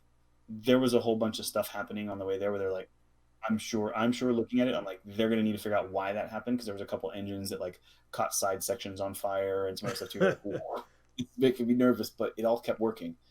And they cut engines, and then they like do this little like gas release vectoring of it to let it go belly flop, it's flowing down, and it just falls super slow. Wow. It's like got its out and it's like guiding itself down, and it guides itself right back towards the launch pad. So it flew 12.5 kilometers like a normal launch, sideways, out way from the pad, and then brings itself back. And the guy I was watching, he said it's like a Buzz Lightyear moment. It's falling with style. It's not flying; it's falling with style. Yeah. And then just as it's about to land, it kicks the engines back on, thrusts itself back into like its vertical position, like the other rockets that SpaceX uses. Yeah. It's coming down, and it's like this far from the ground on the screen, and like one of the engines just dies, like just stopped working. Oh shit! So to hold it, and it's like hits real hard, and just everything explodes. Wow. So what's really good is all those other systems, all those like things they needed to test, all worked. The only thing was like just a little bit on the landing, and they can.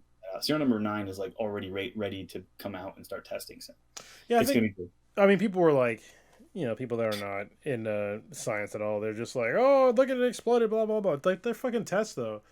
Like if you expect every test to pass, then you're an idiot. Like that's why you test.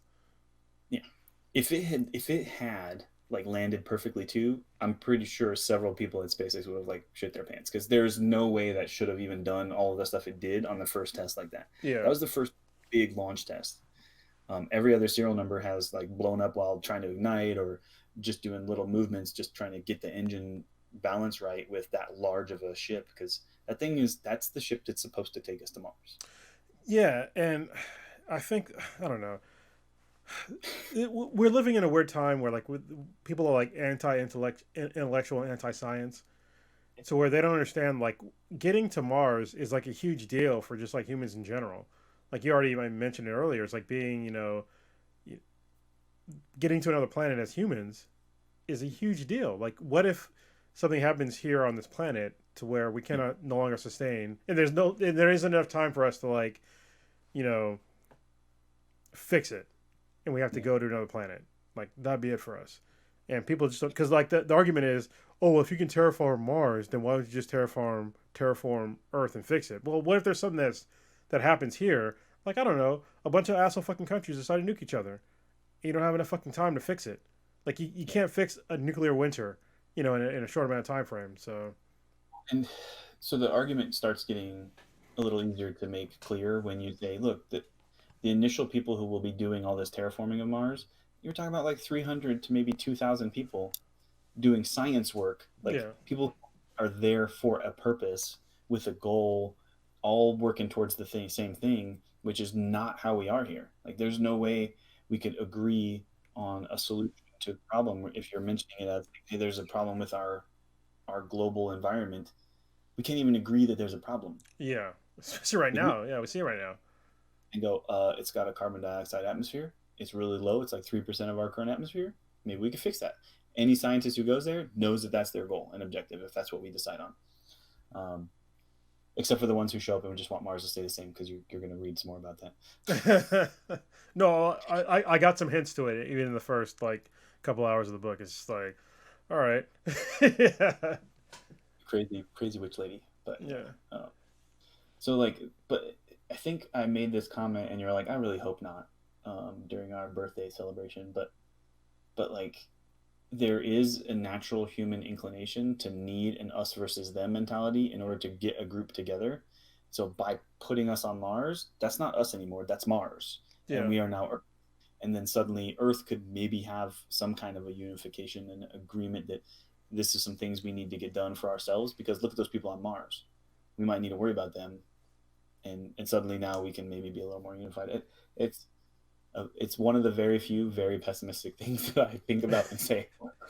No, but on that particular topic, I just see it as a very fundamental human thing where a group of people, in order to agree, need something to agree against, not for. Yeah, I this is unfortunate. So yeah, when I made the comment, it's like it's me being sort of altruistic. I don't want it to happen, but at this point, human nature dictates that that's the way it's always going to be. Like, because everybody wants to be us versus them. Where I'm just like, it doesn't need to be us versus them. It should be all of us together, like making humanity better. But it has not changed in human history. We need an enemy to really progress forward, and I just wish it wasn't that way. Like it's easy for me to say now that I'm like I'm not a hippie, but you know, like I'm outside the Marine Corps. I've like experienced other shit, and it's just like we could do shit better. And I Yeah. think that having like the whole us versus them thing is it's flawed logic, but it does motivate most people. Yeah. So I can't argue that. Before I say the next thing, did we cover what you wanted to cover? Oh yeah. No. It was just I was talking about the carbon tax thing. We already went through how I wasn't totally sold on. So yeah, that was my basic thing You, for you carbon UBI. tax? Yeah, carbon tax. I'm not totally sold on. So Primarily it's discussed on a like corporate level, like manufacturing and production get taxed based on their carbon footprint. Should we tax individuals the same way? yeah, that goes down a rabbit hole. So yeah, Yeah. How do you calculate that? Like, yeah, that's why give I'm me not sold on give it. me, like power bill each month and like how do we figure this out? I don't even know. Yeah, I think that the other three factors covered should cover the vast majority of how to pay for UBI, especially just the VAT tax and getting rid of all these other bullshit government entities should cover most of that. And I I think for go Go ahead. ahead. No, go I ahead. I think part of it is like, okay, I could support that, and then how do I practically implement that is two parts of any of these discussions. Like, it needs to be a thing we can actually functionally make happen, and I feel like that's the issue with the fourth one, and I think that's probably where you're hesitating too. Is how do I do it right? I get the idea, and I think the idea is good, and I think that maybe for some organizations we could start it and start learning how we implement it and then maybe be able to figure out ways to apply it to other things. But like right now, I have no idea honestly how to even implement that system at a level anything other than like huge manufacturing plants. Like, so I have stock in a like steel production company. Like I could see them being able to have a pretty easy evaluation conducted by an organization and like, okay, this is the amount of carbon footprint calculation that you have, and then you're taxed based on that calculation. Um, but then, like, what's the carbon footprint for Walmart? Like, do we calculate the number of miles driven by every single diesel truck that they have, and then what speed was he going, and Yeah, the factors entirely? So, because I watched this thing on the massive shipping um, vessels, like the ships that are like the huge shipping ships. And so, if you look at carbon footprint, if we wanted to look at like a simple solution, they have a based on the amount of stuff that they do and the amount that they produce, like their percentage is really high. So based on costs, not on trying to be green, Maersk, obviously like the hugest production company like for those things and the ones who do most of the shipping, decided to reduce the speed of all of their ships by like 4 knots. Right, it ends their movement time by like a day or two to move these huge shipments from place to place, but it reduced their amount of fuel consumption by like 14%. yeah, Like, hey, if we reduce the fuel costs or we reduce the fuel consumption across these same trips and only extend our day amount by this, we still make this much money and we don't spend this much money, so it's good. But it's like it also reduces your carbon footprint by like this huge amount. yeah. So that made me think, like, well, then if a semi truck is going a certain speed and diesel, like all this, I'm like, oh my god, the calculations start getting crazy. And if we're trying to figure that out for these companies, that's a huge Well, part of it. and That that's where automation would actually help.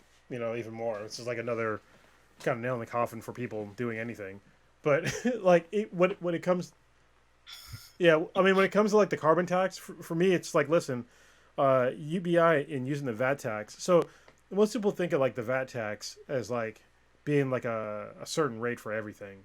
You can make the VAT tax like an elegant solution. It's like, hey, you can either raise or lower the VAT tax depending on the product and what you're doing. So if you want to have like, we'll say shipping like you just a good example, shipping things across certain distances through ships, you can either raise or lower the VAT tax depending upon, how much carbon there happen to be consuming or producing. Um, you can use that same solution towards that. I don't think you really need to have like an actual separate carbon tax for that. Be like, hey, listen, if you want to do these things, then we're just gonna up the VAT tax up certain percentage points if you decide to do it, a certain way. So I don't know why yeah, you need to have a separate thing for that. one of the concerns usually brought up when I bring up like a flat VAT type style, like a sales tax, is generally that for those who are extremely wealthy, they don't spend on a regular basis any kind of a significant portion of their actual wealth, right? Whereas the person who is struggling is spending a very large portion of their money all of the time. So even a small tax of that percentage of their spending is a significant portion of the amount that they have. Right? Yeah. As for someone who has a whole lot, the amount that they spend is very little. So then taxing that little bit they spend does not tax all this wealth. So one of the things I thought of, and I don't know how I haven't done all the math, was that the VAT should increase percentage rate based on dollar amount. So like if you're buying a $500,000 yacht, the percentage of tax on that $500,000 yacht is like 40% instead of the 8% you're paying down at the $200 mark. And so then you just keep increasing that thing until you're up to like a $5 million house or whatever. Well, house may be a bad example because I say houses shouldn't get taxed that specifically because it's living, but maybe that's only up to a dollar amount, right? Like, or square footage, or I don't know. Find a way to say like this is no longer a house that you need to live in. Yeah. This is a mansion that you didn't need to spend that money on, and you suddenly are now in the taxing bracket, right? Like, well, yeah, that's what Yang talked about when he was talking about he would up the VAT tax on I hate saying VAT tax because it's value added tax. It's like saying a fucking ATM machine. Anyway, yes. When he's talking about VAT, I say VAT tax because most people aren't used to hearing the word VAT here in America, so I say VAT tax. Like your CAC. Yeah, CAC card. Fucking hate hearing that shit. Anyway, is that for luxury items you would up the amount significantly because for the reasons why you just explained, because you can make it variable. So yeah, he actually even said the word yacht, talking about it. Like, hey, if you want to buy a yacht, you can do that, but we're going to up the VAT for a yacht to like 40 or 50%. And that's just the way it's going to be. So. Yeah, because me or you might go buy a fishing boat or like a small boat to go out, kayak. I want a yacht. I'm just saying.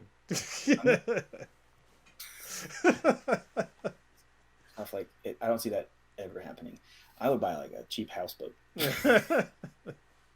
Like a trailer on a pontoon. You know, it's funny. So one of the guys, when we're on the Marine Corps birthday where we met, there's a guy in there. His name was Spiewak, which I didn't. He was one of my best friends in the Marine Corps, but I didn't recognize him because I didn't know he got out, because we used to both be 40-66s, and he hated the Marine Corps, and he got out, and then he came back as a grunt, and he loved it. I think he just retired. And so when I saw him on the chat, he had a beard, and I was like, "Who the fuck is that?" He looks like my friend, but that's not that dude. Anyway, it was him, and his girlfriend his wife now that he married, he has a couple of kids with. Her parents were wealthy, and so they had a legit yacht, which I got to visit every now and again, which is weird in the Marine Corps, like actually seeing wealth. Yeah, it's usually someone else's. Yeah. Yeah. By I don't know if I should say this. So there's someone I know who talks about like a lot of the enlisted Marines and like even staff NCOs and below or whatever, and talks about them making peasant wages. I mean, yeah, it's not wrong. I mean, yeah, I didn't make a lot of money when I was in the Corps, but I was only a fucking corporal max when I was in. Yeah, I was a terminal lance until I extended. It only took 20 years, but I'm doing okay now. Yeah, it takes a while, and then once you get out, well, actually, it's weird. So, like, when you get out as like a Marine with like skills, after you're gonna have viable skills when you get out. It's like, what are you gonna do? You're gonna. So I'm faced with that choice then, right? Because my Marine Corps training skills, so 20 years of experience in whatever, have zero to do with what I want to do, which is what I have my education in. And so I have a real hard decision at that point. And it's really a three-way decision. So it's like, do I stay in the technical field, stick to communication stuff, the stuff that I've spent a long time doing and keep doing the same thing? Do I go with the stuff I educated myself on, political science, social interaction, organization management? Or do I do more stuff like this and get more into production and things that I really enjoy? And so it's a tough, I got a few years, but we'll see. It doesn't mean I have to be exclusively one or the other, but I feel like I need to make one the primary thing that I'm doing, and then the other is the hobby. And I don't know which way that's gonna go. Well, I think you have a very unique freedom to do sort of whatever you want. I mean, because obviously you're gonna have at least a portion of your income covered for the rest of your life, and that's fucking awesome. Yeah, so like at this point with 20 years as a chief warrant officer 4, which I can't keep that. I would have to have it would be as a 3 because it's top 3. So you have to spend 3 years in your top rank when you retire in order to get that pay 100% like as 50%. Okay. That makes sense. The calculation as percentages gets really complicated. So if I wanted to have chief warrant officer 4 pay retirement, 50% of that it would be at 23 years. That's when I then for sure lock in chief warrant officer 4. And then because it's 23 years, it would be like 54% or whatever weird stuff because it calculates up to 75 at 30 years. So at 30 years, as a chief warrant officer 5, I would be getting 75% of a chief warrant officer 5 pay, which is pretty freaking good. Yeah. So for like doing nothing, literally like not working and just having my retirement, I think bank $5,500 a month. That's pretty good. To just do nothing.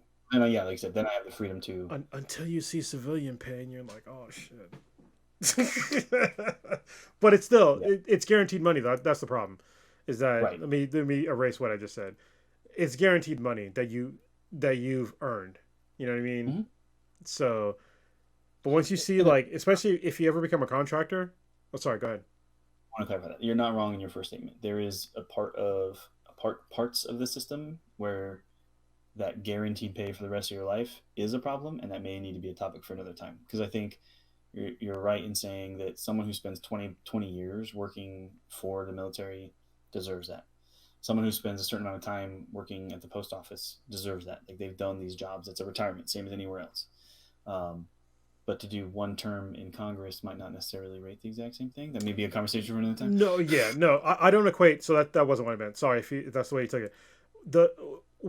What you've done in your service, you earn definitely 100% of what the fuck you're gonna get for retirement. So no, unlike I felt like you were maybe trying to defend that position, like take that position on it because you're trying to take back it's a problem.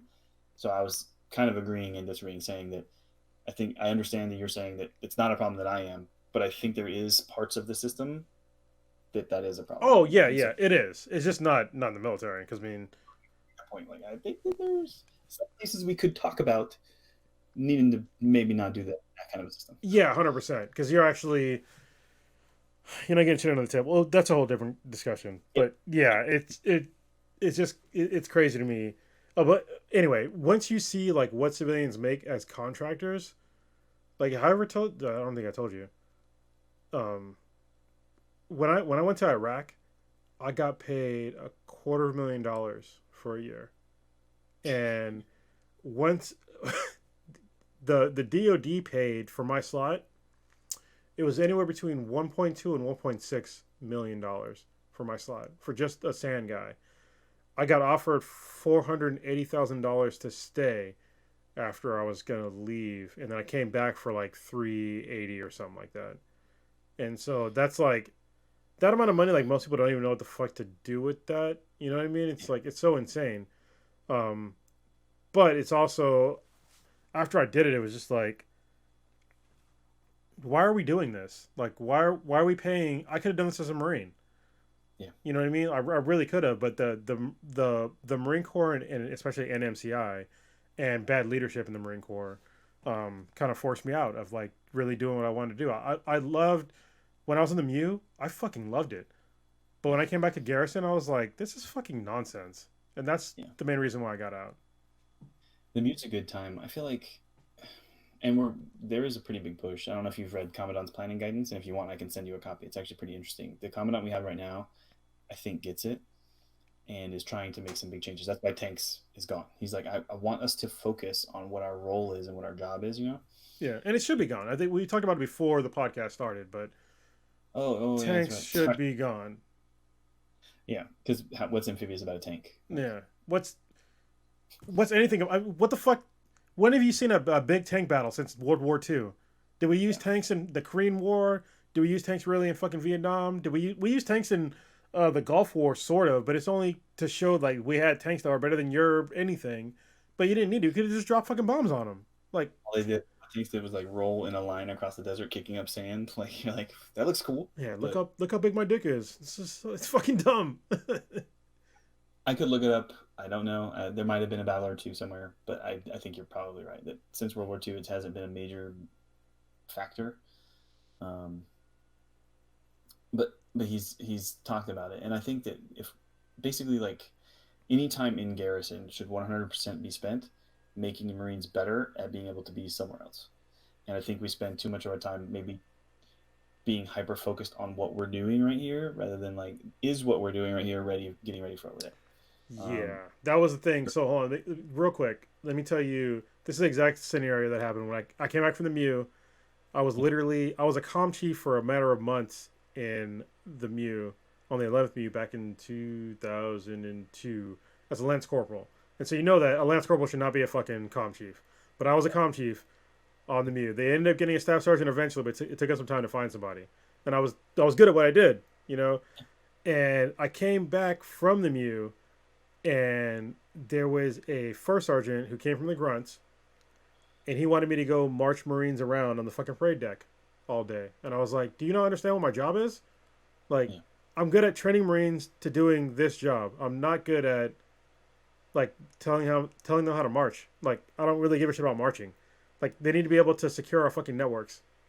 So and I will say this, so this is a position that I have and that I can say is my position regarding the Marine Corps, and I would tell a Marine officer the same thing, which is that the Army does their system with their E8s and E9s. It's a little different. I don't know if you know what that is. So in the Marine Corps, we have designated master sergeants and first sergeants and master gunnery sergeants and sergeants major, right? Yeah. You become a first sergeant, you will become a sergeant major, and you only ever do leadership development and command level type stuff.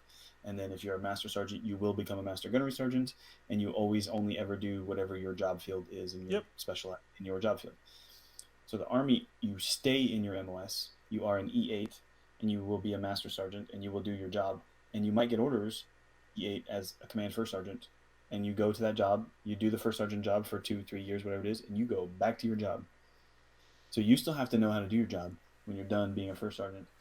You might go, and then someone will look at your career later when you make E9 and you're, chief master sergeant. Actually, I might be screwing up there, right? That's Air Force. Anyways, E9 on the professional side, and like stay in your job, and then go, oh hey, he was a command first sergeant at one point. Let's move him into command master sergeant major position for a while, and then move him back to his job.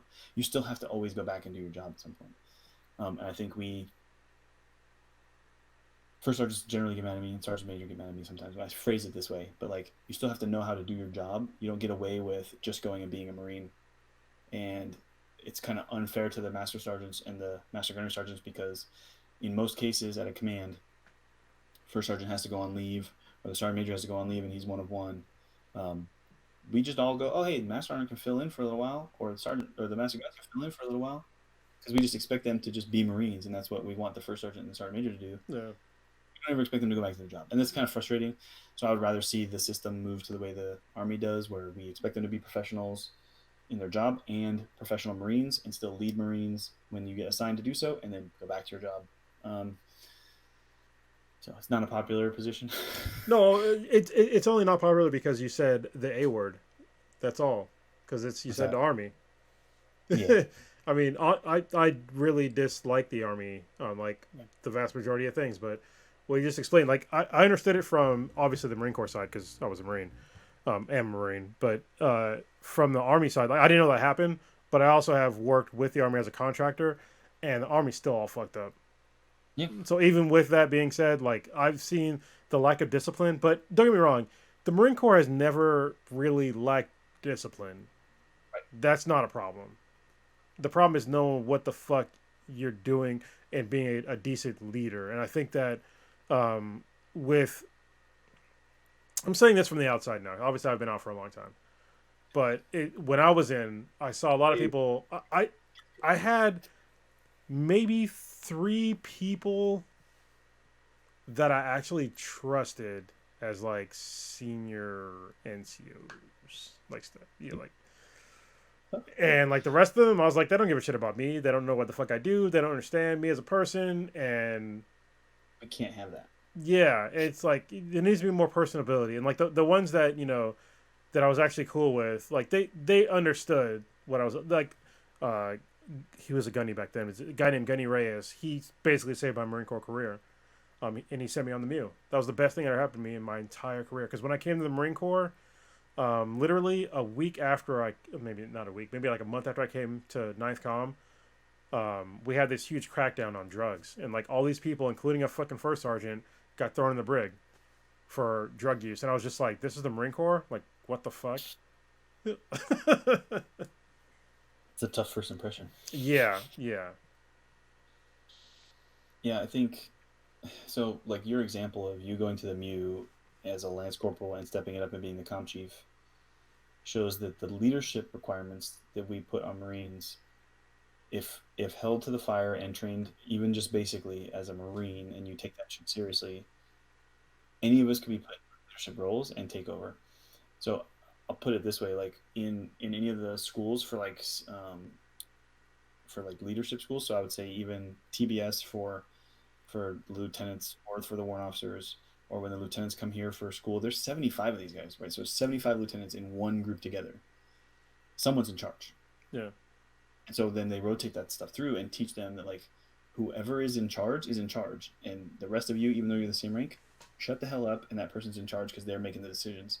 And we ingrain that into Marines, right? And you know this. And so if everyone else was gone, and there's actually so there's a pretty common event that we'll do where we will say that it's like an NCO day, and all of the staff NCOs and officers are off for the day. They're gone. Go do something else. Go to a PM. Go somewhere else. NCOs take over the unit, right? They like sergeant is the CO, a sergeant is the XO, corporal is the OPSO. Like you take all the jobs. Here's all the tasks that need to get accomplished today. Get shit done today. And they always are like really, really fun days where we come back. I did it as a sergeant, so I was like this one of the senior positions, and it teaches you for a couple of things. One, it makes the officers who maybe didn't realize it put faith in their NCOs and trust them to get stuff done. But it also teaches the NCOs like, oh damn, this stuff's not easy. yeah, yeah. You guys are managing, and I didn't realize how much work they're doing every day. That's, gosh, so obnoxious. I'm glad I don't have to do this job. I'm glad I could just be a sergeant and get shit done. And Yeah. So it helps everyone feel like they understand each other better, and I don't see those happening enough. But they're also really hard to coordinate, so I get that. But that shows me that if you can take a sergeant and make him a major for a day, and they can still figure out how to get stuff done, that we could do this another way and not have someone dedicated and losing their perspective on what people's technical roles are for jobs like ours. So. Yeah, well, I mean that's one of the cool things about, I don't know about the entire military, but I know about the Marine Corps, is that the Marine Corps is really spectacular in being able to handle complex problems at like even like the base level, because like it's ingrained in us to like really adapt and overcome. And I think that most folks they don't really understand that. It's just like, I don't even know how to put it for civilians, but it's like if something bad happens, like Marines expect that, and then we just adapt and we just roll with it. Where I think that other militaries around the world, like when something bad happens or you lose like a lieutenant or a captain or whoever the fuck, that can just break down the whole chain of everything. In the Marine Corps, it's not really. I mean, it's a big deal, but it's not a big deal when it comes down to like the company or even like the fucking fire team level. Like you're still gonna do your job. You know what I mean? It's like you were told your orders. You do what you have to do, and then whatever happens afterwards, we'll figure out. And it's really amazing with the Marine Corps because we're usually so strict on everything, and I don't know how we reach like this really weird like getting the best of both worlds. I don't know if it was by design, but it happens. Like seeing Marines just go through all these crazy adversities and still like just pulling through. Meanwhile, going through very strict guidelines on what to do, and then knowing like instinctually like to just come out of the box and like, hey, like even though this person said do this, shit's fucked up, I'm gonna do that, and then just just doing it. I think it's really cool, and I hope that that's still the way things are today. It is, and I think it's a realization that some people maybe let off for a little while and are working to fix. And I explain it as commander's intent, right? There's like the execution, real specific tasks, and then there's just always the overarching concept, and that's how you do that stuff. So as long as you understand what the big goal is Yeah. and can see the bigger picture, you can get things done within that scope, even if it doesn't match up perfectly with the steps, and no one will be mad at you. And then Marine Corps, at least. So that's the idea. Yeah, accomplish the You, mission is like that's what we all got to do, right? oh, sorry, what? I said accomplishing the mission is what we're all supposed to do. Yeah. You remember the concept of the strategic corporal? Have you heard that term? You remember that term? Oh, vaguely. It's been a while, man. The idea was like you'd have a corporal on a guard post in a position, and he's like the senior dude there because he's corporal and three lance corporals there, and they're just on guard duty at a checkpoint or something, and like cars come up to it, and on this block you know that this area is like high conflict area. Meanwhile, this area we're handing out food, and like in that area, so like you have whole different levels of conflict going on all around you, and you have to make decisions within that space, and you're expected to do so. And that's a lot for a 19-year-old or a 20-year-old corporal to figure out on their own, but we trust them to do so because they get the whole picture and know that they should be expected to manage that situation. And it's kind of ridiculous for a lot of people when they realize that's the level of trust we put into like a 19 or 20-year-old dude or chick. Well, and it's also, I mean, when you talk about like even below that level, like I think the Lance Corporal Underground is like Yeah. that is like one of the biggest secrets that I think the Marine Corps has over any fucking military branch ever. Is like the fact that you have like this whole, like E3 level that has like all this knowledge that is it's basically fucking secretive, but Mm-hmm. they share it amongst each other and like maybe some of the corporals if they're cool, and they still get stuff done. And that's like in E3 is basically a guaranteed rank in the Marine Corps, unless you're really fucked up. So Right. Yeah, and they just get stuff done. yeah, You just yeah. know what your jobs are and get it done within that scope. And again, like I said, there's somebody who's not going to figure it out on their own, but something about the way we train them, it gets them pretty used to just figuring stuff out. I think it is now that I'm on the outside. It's that we've the Marine Corps has conditioned Marines to expect so little. Like we're so used to like having not the best anything, and there's a like I don't think that the Marine Corps could not exist if every Marine was happy. You know what I mean? Like Yeah. we're so conditioned into like living in the shittiest Yeah. conditions and just like dealing with it and just like I mean you know what I mean. Any Marine that's listening to this knows what the fuck I mean. It's just Yeah. like you can't be happy and do your job effectively. It's that inherent disgruntled nature that like makes you push to get that stuff done. Being Yeah, disgruntled makes it functional. yeah, and it's such a weird dichotomy. It's like I'm gonna be angry and get this job done still. Like you can't get that in in civilian life. Like I'm not gonna get mad and then want to do my job better. you know. It's interesting. Have you no, yeah, never mind. Sorry, I lost it. I mean, we went way off the fucking topic from UBI at this point, so you can talk about whatever you want. We're just gonna be like free flowing at this Yeah, point. full thoughts. What's up? I said this is kind of the closing thoughts, I guess. Or so, what was I going to talk about? We were just talking about. So I'll close with this, I guess. It's still another rabbit hole kind of topic, but we did talk last time about um, like integrating more advanced concepts, right, of training and like using AI and VR and AR and some of these other things.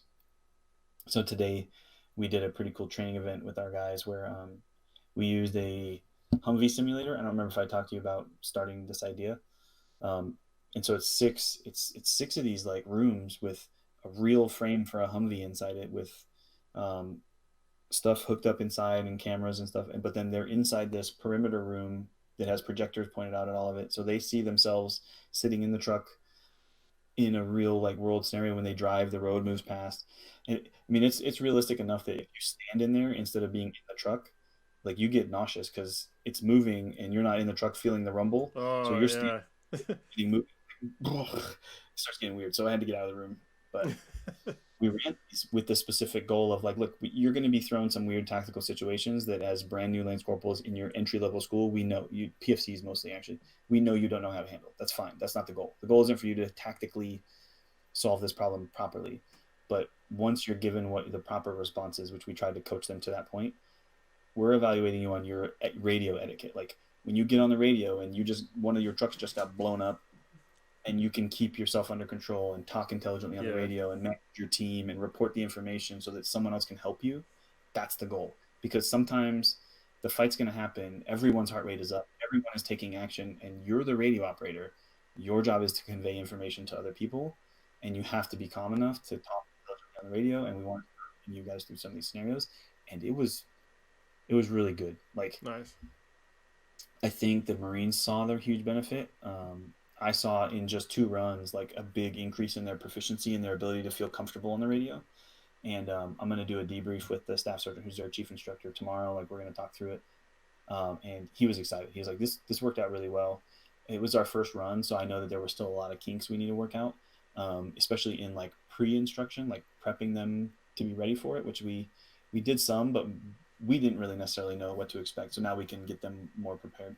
But it was a good thing for us doing what we talked about, which is like trying to make training more advanced, more realistic, more integrating new technologies. Even though honestly these trainers are really old, but we're using them in new ways, which I guess is kind of the cool thing. Yeah, I mean that's what Marines do. You know, we do more with less. So, actually, I do have a question as you're doing the closing comments. You were talking about like things under pressure. When I got out, there was a whole like big map thing. That's still going on, right? You still doing big map? So do you guys train like? So I did jujitsu for like the longest time up until COVID happened. But do you guys like actually like do you get into grappling at all? So throughout the program, yes. Yeah. Unfortunately, like it's kind of one of those things like that you can finish and you shouldn't be able to. Like I got my yeah, and it's a problem though. Like so in our field too, right? In being in technical field, I got my black belt in 2010. I can't go become a martial arts instructor, which is like the next level up. That's the only way to get another level is to go become an instructor and get a tab on your belt. Yeah. Because 2 reasons. One, like it's meant for NCOs and staff NCOs to get. Being a chief officer, they're going to be like, "Why are you even here?" Because it's fucking fun. But to the command, they think it's a waste of my time to go to this thing, right? Like I need to be doing my job. Yeah. But also, like I am never going to be able to have time to instruct people. Like I'm not actually going to run a course for 2 weeks. It's just not going to happen. Wow. Okay. So that makes sense. Of that course also on me, like why would I make you an instructor who's never going to instruct? So like I don't get to do sustainment. I don't get to like do regular training as a like advancing my martial arts training as a part of it. But I will caveat that with the training that we do up to black belt, and for those who do get the chance, for me it kind of, but I think that those who get the opportunities to continue to pursue it, become martial arts instructors, the program is actually really good because it's diverse, and I think it doesn't try to do something that was a topic when it was brought up, which was like pick a martial arts and just follow their course. And instead it's a Marine Corps combat martial arts system where like it is designed for you to understand that in a combat situation how to survive and how to kill the other person. And that is not how a lot of martial arts programs are designed. It's like disable or just deconflict. Like this is how to kill the other person who is trying to kill you, and it is definitely a different martial arts system than a lot of the ones I've done. So I was like, this is pretty interesting as I was learning it, and I'm glad I had a chance to get my black belt. So yeah, it took me. So I did a little bit of McMap and obviously, line training back in the day, and it's way back in the day, I guess at this point. But I started training jiu-jitsu like a while back, and I've been thinking like 7 years in at this point. I should have been a brown belt this year, but obviously COVID happened, so I had to stop training. I'm a purple belt. But I would love to come down and just like train with some Marines and see like what like grappling, like what their grappling levels are, and like see like how cool that is. I think what you'd find is that the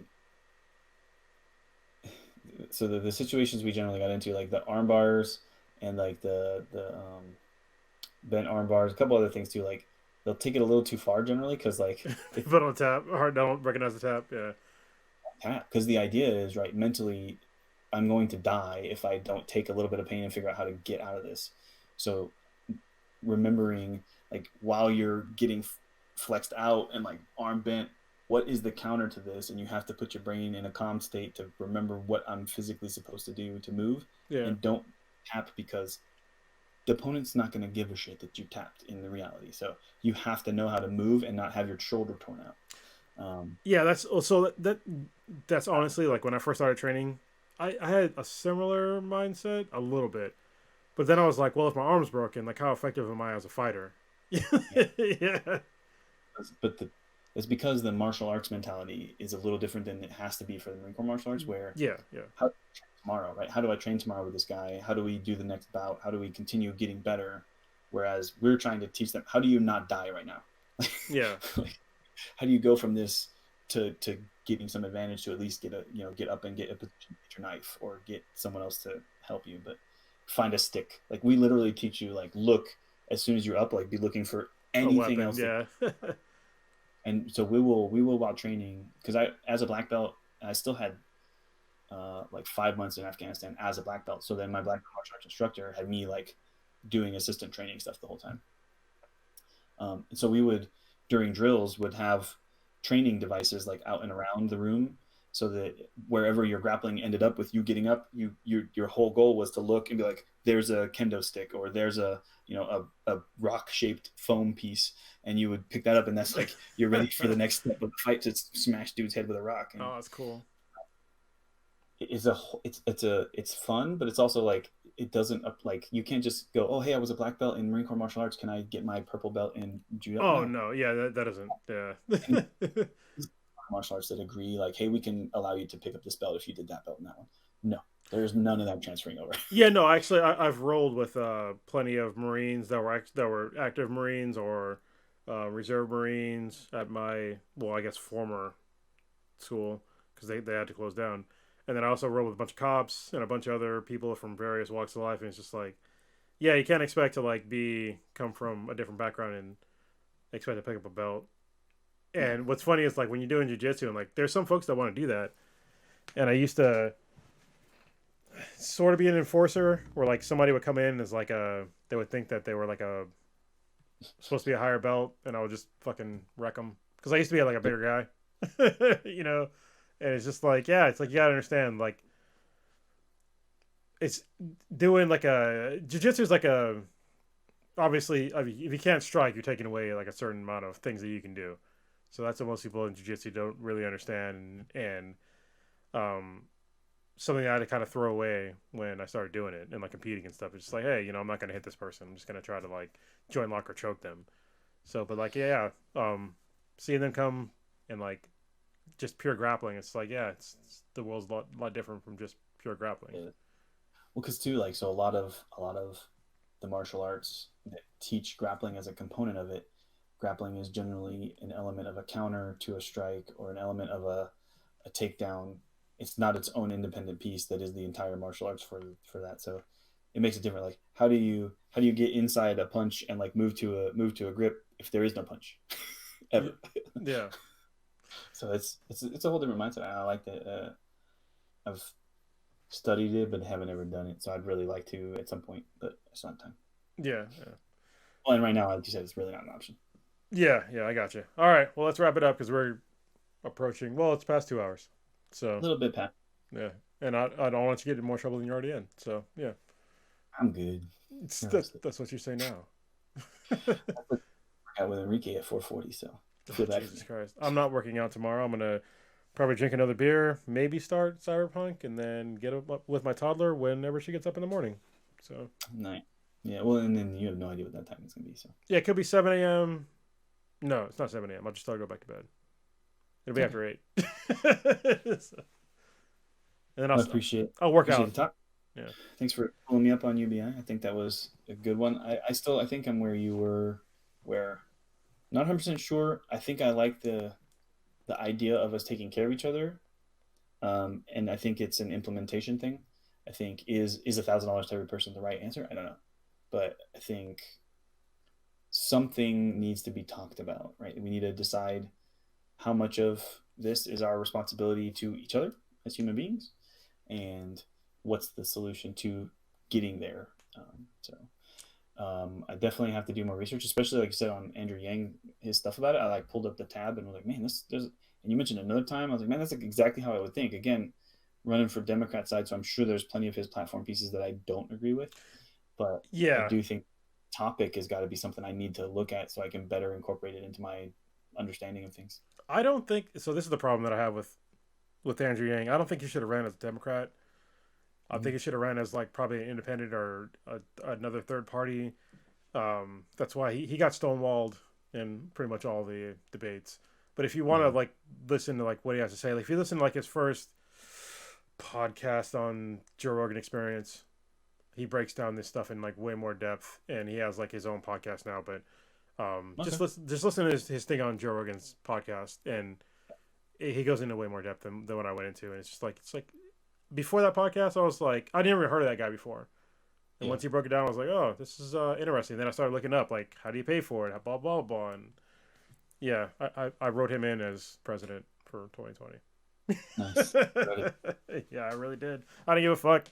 I already knew Joe Biden was going to be the candidate for California, so I didn't even fucking feel bad. Plus, I couldn't vote for Joe Biden anyway, so, or President Trump. So yeah.